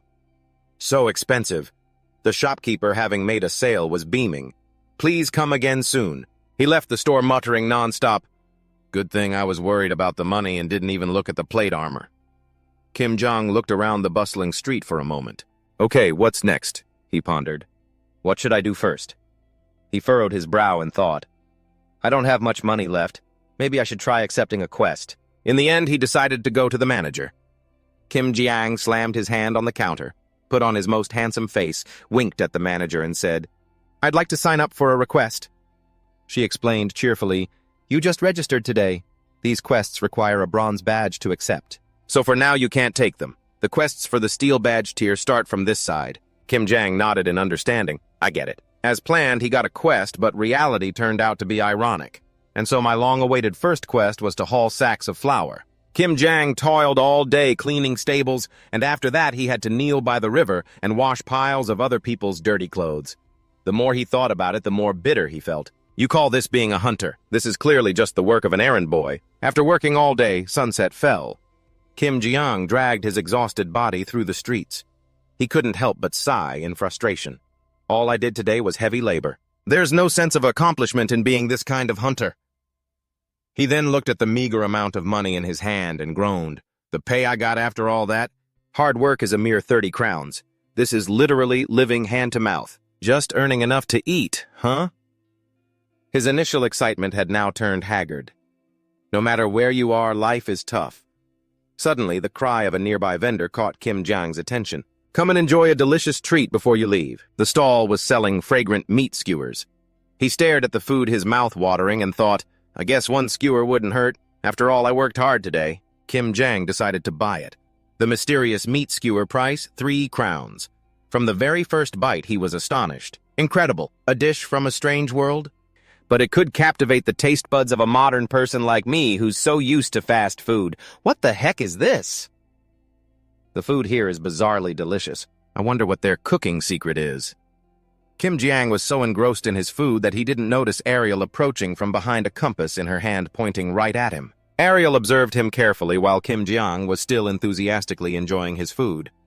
"One more skewer, please." She suddenly moved closer, tugged on his shirt, and said in a cheerful voice, "I've found you." Kim Jiang looked down at the petite elf mage before him. Ariel beamed and declared, "My fated one." Kim Jiang, his mind a complete mess, spoke up. "So, you're saying I'm the so-called fated hero you're looking for?" Ariel admitted without hesitation. "That's right." Kim Jiang was a little skeptical. "So what's your proof?" Before he could finish, she impatiently cut him off. "It's the prophecy from my master." With that, Ariel placed the compass on the table. "Whoever this compass points to, model, that person is the savior who will rescue this world. And my mission is to support that hero. That is the prophecy my master left for me." Kim Jiang immediately shot back, "A prophecy? How can I possibly believe in something so vague?" But she replied with absolute certainty, "I, for one, have absolute faith, because my master is the famous prophet witch Dennis." Hearing this, he hesitated a bit. "That tennis witch or something." Ariel corrected him. "Dennis?" Kim Jiang was a little curious. "She's a mage. So is she really that famous?" Her gaze sharpened. "What my master foretells has never been wrong, not even by a hair." Ariel recalled Dennis's words as she suddenly complained, "My shoulder! I think it's about to rain." She said it with conviction, and sure enough, it really did rain that day. Hearing this, he was at a loss for words. "No way, I just think she's old. And weak, so her bones ache when the weather's about to change, that's all. Ariel was so enraged, she shot up and slammed the table. How insolent, take back what you just said right now, Kim Jang calmly replied. All right, I'm sorry, I take it back. Is that good enough for you? He asked, annoyed. So what if I really am this destined hero? She looked him straight in the eye and answered, My master instructed me to aid the chosen hero. No matter what you plan to do, my magic will undoubtedly be a powerful asset to you. With a look of disbelief, Kim Jang said loudly, Then do you even know what I plan to do next? Ariel couldn't hide her surprise. What, aren't you going to save the world? He flatly denied it. Not a chance. Kim Jong didn't hide the resolve in his voice. My one and only goal is to find a way back to my own world. She stood there stunned for a moment. Your original world. With that, he stood up. I don't care who you are or who your master is, or what the hell this hero title you're talking about is. Kim Jong stated plainly, and I have absolutely no intention of saving this world because I have a ton of reasons I need to get back home. The sooner the better. He slowly walked away. So go find someone else. I don't know who you're looking for, but... He finally left the stunned Ariel with one firm statement. It's not me. At this time, Mary was upstairs. Understanding the whole situation, she sighed. Oh, for heaven's sake. No one knew what Ariel had gone through not long ago. Dennis had instructed her, take this. This magical item will guide you to your destiny. Ariel froze, hearing her master's last words. Go now, Ariel. Dennis's voice was still so incredibly gentle as she said her goodbyes. Go forth and meet your destiny. But even after finding Kim Jeong, she couldn't believe this was how things had turned out. Right now, he was still working hard to earn money. An old woman praised him profusely. Jang, you're working so hard again today, aren't you? Watching from afar, Ariel couldn't help but wonder, what does this guy do all day? Why do I only ever see him doing menial jobs like this? The old woman on the other side said enthusiastically, You did a wonderful job, so here's a little extra for you. Kim Jang replied enthusiastically, Thank you so much, ma'am. Seeing this, she wondered, could he be so broke that he doesn't have any money? Then she became deeply disappointed. Oh, master. Could this person really be the destiny you spoke of? Ariel racked her brain. What on earth am I supposed to do now? Suddenly she heard Kim Jeong's voice call out, You're still following me all the way out here. Wiping the sweat from his brow, he asked, puzzled, You've been tailing me all day long. Feeling a bit sorry for her, Kim Jang advised, Just stop now. Go on and go back to your master or whoever. He avoided Ariel's gaze. Because I'm not the legendary hero you're talking about. Her voice suddenly grew cold. My master. Ariel replied, not hiding anything. She has passed away. Kim Jang felt a pang of guilt. I'm sorry, I didn't mean to bring up something painful. After a moment of thought, she asked again, You really want to return to your old world, don't you? Finally, she made a decision. I'll help you, she said with absolute certainty. Whether it's returning home, or cleaning out stables. Ariel looked him straight in the eye and declared, I will support you in everything. The next morning at the guild, Anne was carefully putting on his armor. He was all set for this expedition. Cyrus's voice called out loudly, Anne. She looked around anxiously. I can't find Jang anywhere, and it seems he's not in the waiting room either. Anne was also a little surprised. Really? That sounds strange. Just then, Mary swaggered over. It's obvious that guy tucked his tail and ran, isn't it? Cyrus went quiet after hearing this.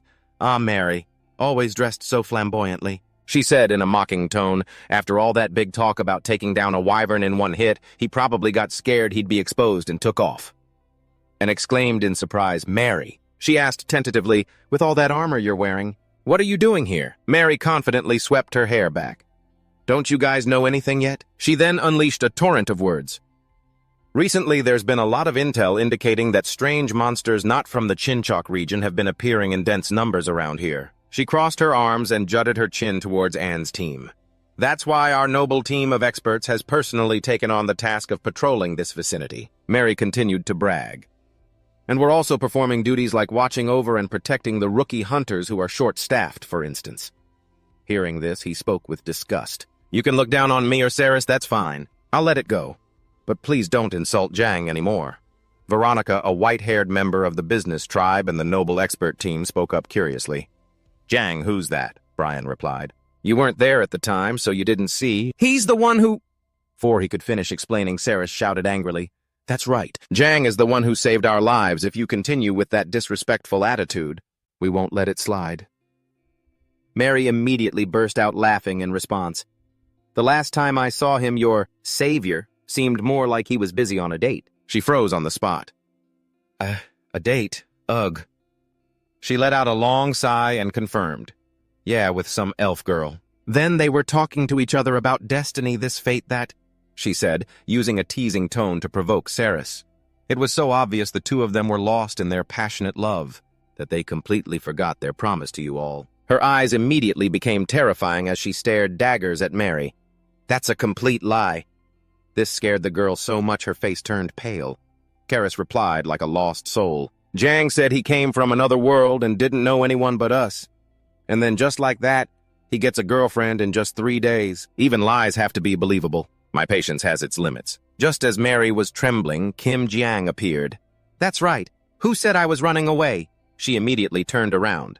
Brian observed with a stone-cold face while Anne was a little surprised. Kim Jiang stood radiantly before everyone with Ariel shyly hiding behind him, peeking out to look around.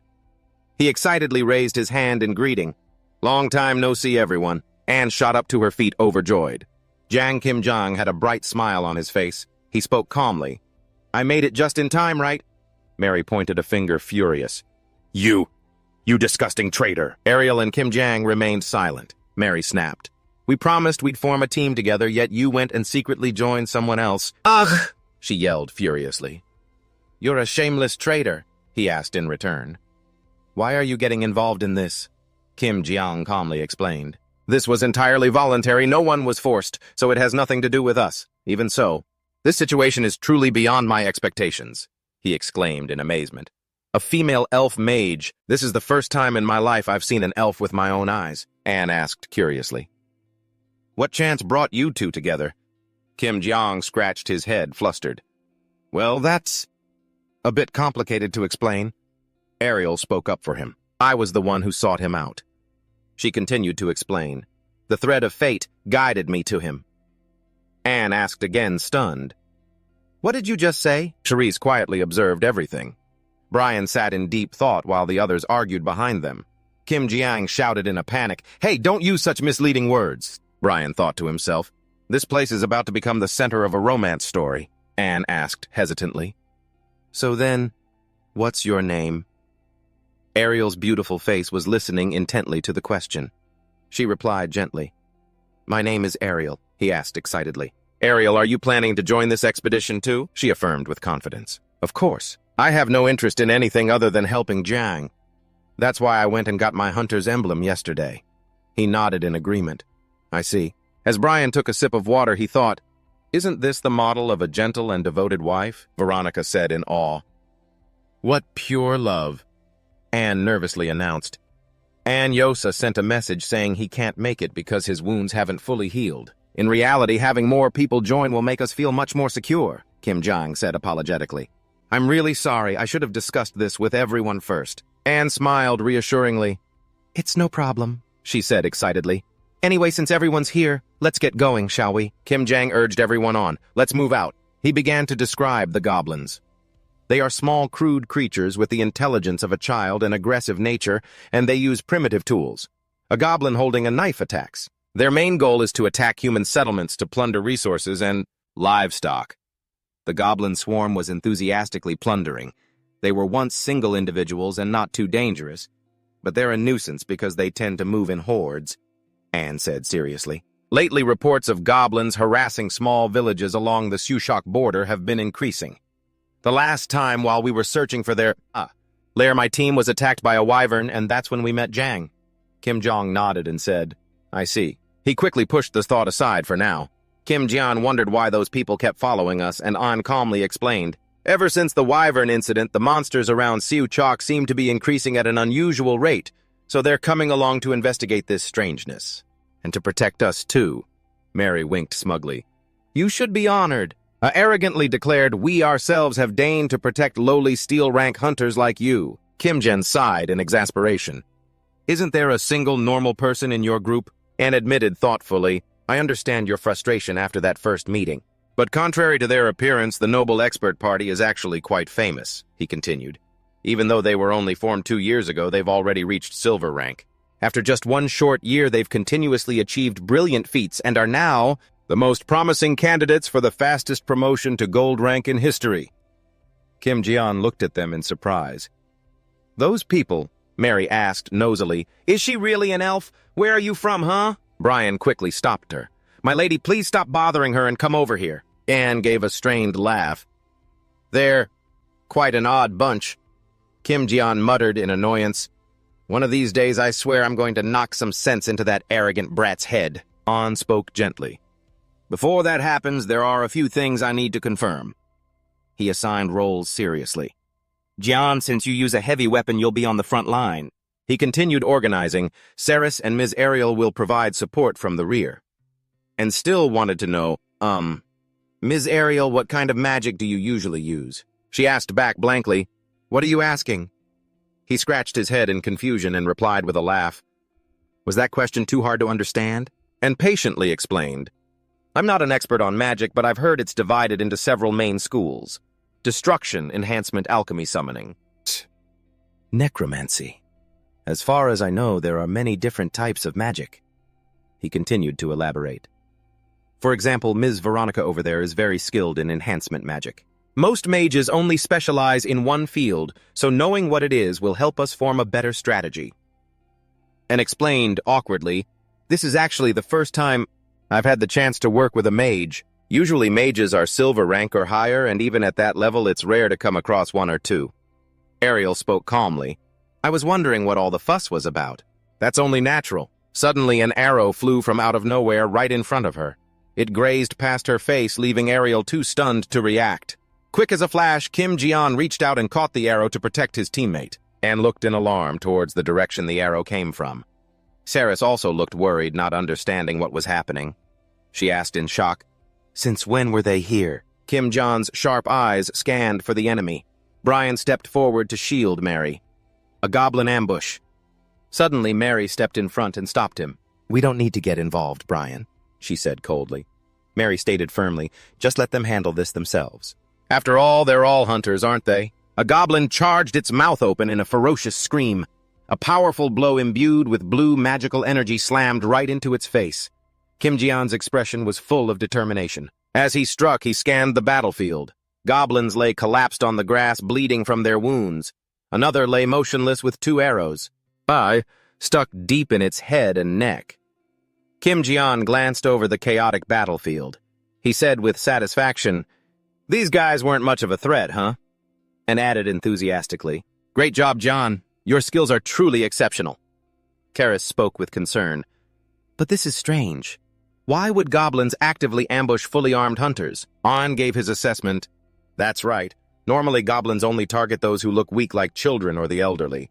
They even aimed for Ms. Ariel, a mage right from the start. Whether it was on purpose or not, he said seriously. Either way, we need to find their den and wipe them out completely. An continued to warn, there's a high probability that there are more of them than just this. Kim Jian scratched his head in frustration. We should have kept one alive for questioning. For now, let's head deeper inside. Anne and Ceres both had expressions of pure shock on their faces as they stared at something together. He asked curiously, Anyway, what does a den of these things even look like? He wondered aloud. No. More importantly, are they even capable of communication? Kim Jian still didn't understand what was going on. He said impatiently, What is it? Is something wrong? Ariel stopped short and spoke in alarm. In fact, what does the colony even look like? She added, No. I mean, are we even able to communicate with them in the first place? Kim Jian was baffled by what Ariel said. He asked again impatiently, What is it? What's going on? Just then Anne shouted a warning, Jian, behind you! Kim Jian! Nonchalantly and slowly turned his head. A monster launched a sneak attack, swiping its claws at him with lightning speed. Before Kim Jian could do anything, Mary instantly charged forward. Seeing the monster dodge her attack, she puffed out her cheeks in annoyance. The whole thing left both him and Anne gaping in shock. Kim Jian called out, Mary! Suddenly, Brian put a hand on his shoulder and said, Please step back. He stepped forward confidently. Leave this to us. The young man fell silent, not daring to argue. In an instant, Brian's gaze turned even colder. He assessed the situation. A rock troll, appearing this close to our domain, Brian warned in a low voice. My lady, it seems something is truly wrong. Mary sternly reminded everyone, absolutely no one is to let their guard down. She emphasized gravely, this enemy is definitely not going to be a pushover. After a moment of hesitation, Kim Gang announced, we will join the fight with you, and immediately stopped him. There's no need, he added. At a time like this, we would only get in their way, fearing he'd be misunderstood, and gently placated him. Of course we all know how incredibly strong you are, gang, he explained, but the esteemed experts party are seasoned veterans. There's a high chance we would only disrupt their seamless coordination. Finally, and advised, so for this situation, let's just put our faith in them. Convinced, he stood still at the back. Ariel off to the side couldn't help but sigh at the sight. Brian silently gave the order, Veronica, boost their morale now. Veronica closed her eyes, took a deep breath, and pointed towards her teammates up front. Then she shouted, Boost fighting spirit! And exclaimed in astonishment, What? She can buff all three of them at the same time. The monster also sensed that something was amiss. It immediately crouched and leaped into the air, leaving a crater in the ground. Roaring, it charged straight towards Mary. She took a ready stance, her brow furrowed. She watched the monster's every move. It attacked with its claws, and she quickly blocked with her shield, but the immense force made Mary grit her teeth and struggle to hold her ground. The monster pressed its attack. From the side, Erin narrowed her eyes, took aim, and decisively fired an arrow at the creature. Brian also rushed forward into the fray. The arrow struck true, piercing one of the monster's eyes. The creature stopped its attack, roaring in pain. Seizing the opportunity, he shouted, Milady! Mary instantly understood Brian's intent. She used her shield as a springboard, launching him high into the air. She watched Brian's ascent with complete trust. He gripped his sword tightly, preparing to strike. Suddenly, from high above, Brian twisted in midair, aiming precisely for the monster's remaining eye. With both eyes injured, it clutched its face, howling in agony. Kim Gang couldn't help but gasp in admiration. That's absolutely incredible, he remarked in amazement. Every member coordinates so perfectly, it's like they're one single entity. Kim Gang thought to himself, so this is a true party. They must have trained together hundreds of times. After his mid-air spin, Brian landed right beside Mary. Brian said with disappointment. Even though we've blinded it, the wounds are still too shallow. He assessed, with a troll's regenerative abilities. It'll heal in the blink of an eye. For people like us who lack attack magic, this is the worst possible matchup. Mary chimed in, if that's the case, then we'll aim straight for its heart, the source of its regeneration. Miss Veronica, prepare yourself. The esteemed experts party was known as a formidable team famous for their effective coordination and stable formations. However, they possessed one fatal weakness. A lack of raw destructive power was their greatest drawback. Erin's crossbow took a long time to reload, making it difficult to deal significant damage to giant monsters. Brian, who fought beside Mary on the front lines, used a pair of short swords, making him unsuitable for fighting large creatures. And Veronica, the team's only mage, possessed no spells other than enhancement magic, so one could hardly expect any offensive power from her. Mary, the leader of the vanguard, used a special weapon called a lance. However, as this type of lance was designed for cavalry, too much of its weight was distributed towards the back. When wielded by infantry with limited mobility, it was very difficult to bring out its true power. Nevertheless, the esteemed experts party compensated for this shortcoming in a very unique way. That method was to focus all enhancement magic to its absolute limit onto a single person. Veronica furrowed her brow and slowly chanted the spell, Enhance Physical Strength. She targeted each body part, then shouted, Enhance Movement Speed. Enhance Endurance. Finally, Veronica growled, Enhance Weapon Power. Thanks to this series of buffs, Mary, a heavy infantry warrior, gained explosive power and speed for a short period. In the end, she achieved a speed that far surpassed even a true cavalryman. Kim Yena's jaw dropped in amazement. Ariel watched her every move, not even blinking once, and it was for that very reason that Mary had been given the nickname Golden Unicorn by the Hunters Guild. The monster had just finished healing its eyes when, before it could react, the lance pierced straight through it. Mary smirked in satisfaction. The faces of Kim Gang and Anne were masks of utter shock. The wound was a gaping hole in the monster's body. She laughed with excitement. See, a troll is nothing when it faces me. How's that for our party? Suddenly, Mary's body reacted violently. Her face went pale. He cried out in alarm. "Miss Mary?" Brian rushed over, concerned. "Milady?" Mary coughed up a mouthful of red fluid. He scolded loudly. "I warned you that this method would put too much strain on your body," she retorted stubbornly. "A noble must always set an example for others. This little injury is nothing."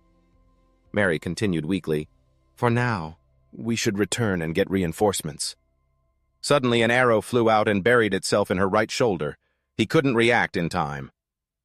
Mary stared in shock at the arrow protruding from her chest. Mary's leg buckled and she collapsed to one knee. Her face was pale and contorted in pain. She was now facing a horde of monsters lurking in the darkness of the forest. The next second they began to emerge, slowly radiating a thick, killing intent. Brian's eyes widened in disbelief. What the hell is going on here? At some point, a horde of monsters of all shapes and sizes had surrounded them. Anne's jaw dropped. Where did all these monsters come from? And at that moment, Mary suddenly screamed, "Veronica!" Startled, Veronica immediately replied, "Yes, I'm here." Mary then spoke in the calmest voice she could muster. "You need to hurry and get them along with Aaron out of this area. Now!" Gritting her teeth, Mary broke off the end of the wooden stake impaled in her body. "I'll stay here to hold them off and buy some more time." As soon as she finished, Aaron was the first to speak up. "Lady Mary?" Brian, standing nearby, also called out worriedly. Despite the murderous intent from the monsters, Mary remained calm and reassured Brian. "I know exactly what you're about to say right now." Then she firmly gripped her weapon. "But please don't try to stop me. This is the responsibility of a noble."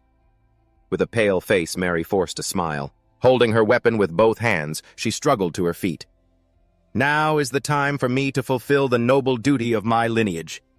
Hearing this, Brian could only grit his teeth and watch with a worried gaze. At that moment, a voice that was both familiar and strange was suddenly heard. Ringing in her ear, it said, "Well, that sounds a bit dramatic and heroic, doesn't it?" The owner of that voice slowly walked toward Mary.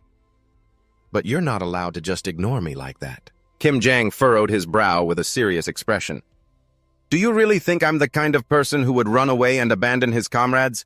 At his appearance, both Mary and Brian looked over in surprise. Ariel silently observed him from under her wide-brimmed hat.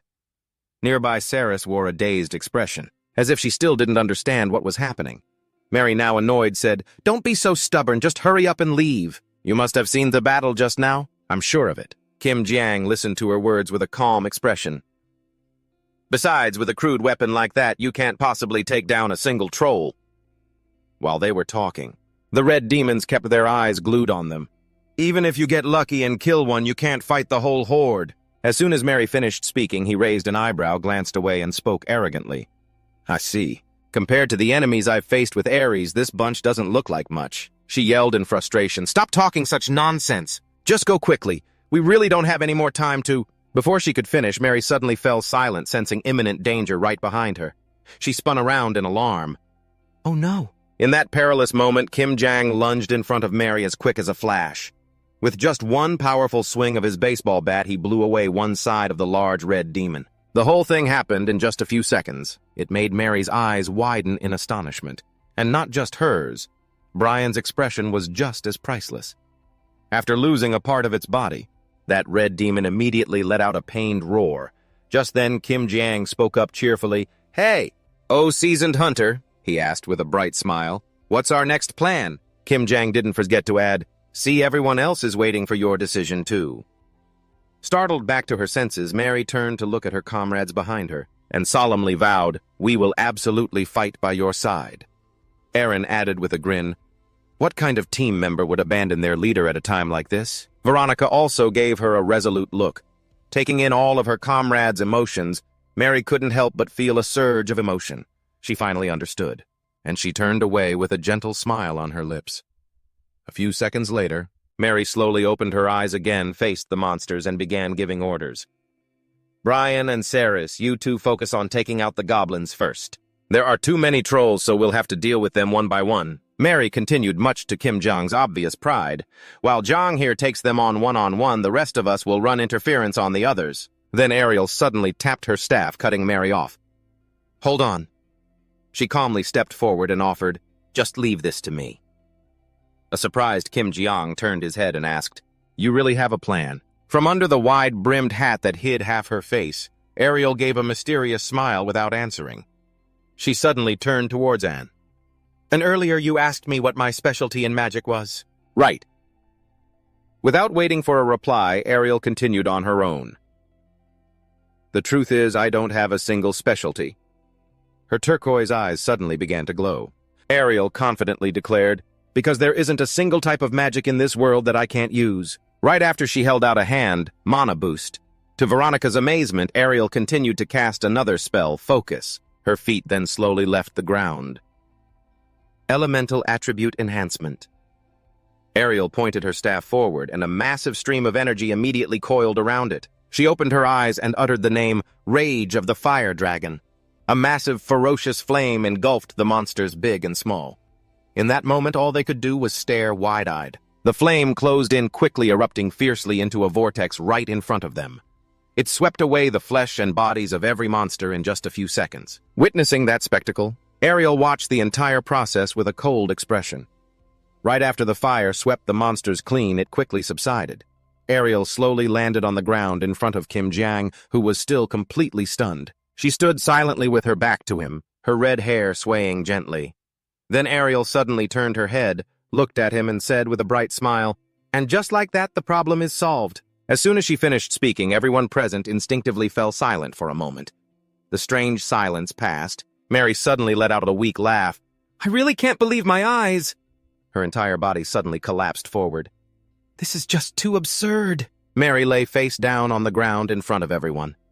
In her daze, she could still hear her comrades' shocked screams for Lady Mary, but Mary's eyes grew heavy, her vision blurring. Mary now lay still on the bed, her face pale.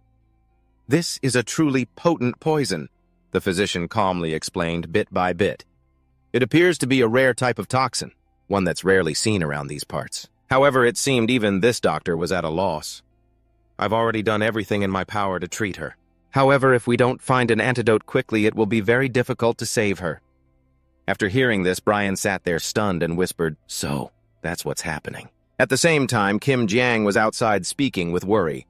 "I wonder if Mary will be able to pull through." Ariel also looked down thoughtfully, staring into space. "There's something I don't get. I thought that since she's a noble, she'd be treated in some luxurious mansion. Why is a lady like her in a shabby inn like this?" Aaron overheard them and spoke up. "That was before, but not anymore." Kim Jiang, unable to hide his shock, cried out, "What?" He questioned her relentlessly. "What do you mean by that? Why did you say she's not a noble anymore?" "But I've clearly seen Brian call her lady and follow her around to serve her." Aaron's eyes slowly glanced behind her. "It's true that Mary comes from a noble family." She didn't deny what Kim Jiang said, nor the fact that Brian is her close attendant. That's also completely correct. Inside the sick room at that moment, Brian sat silently by the bed. Aaron's voice seemed to echo from far away.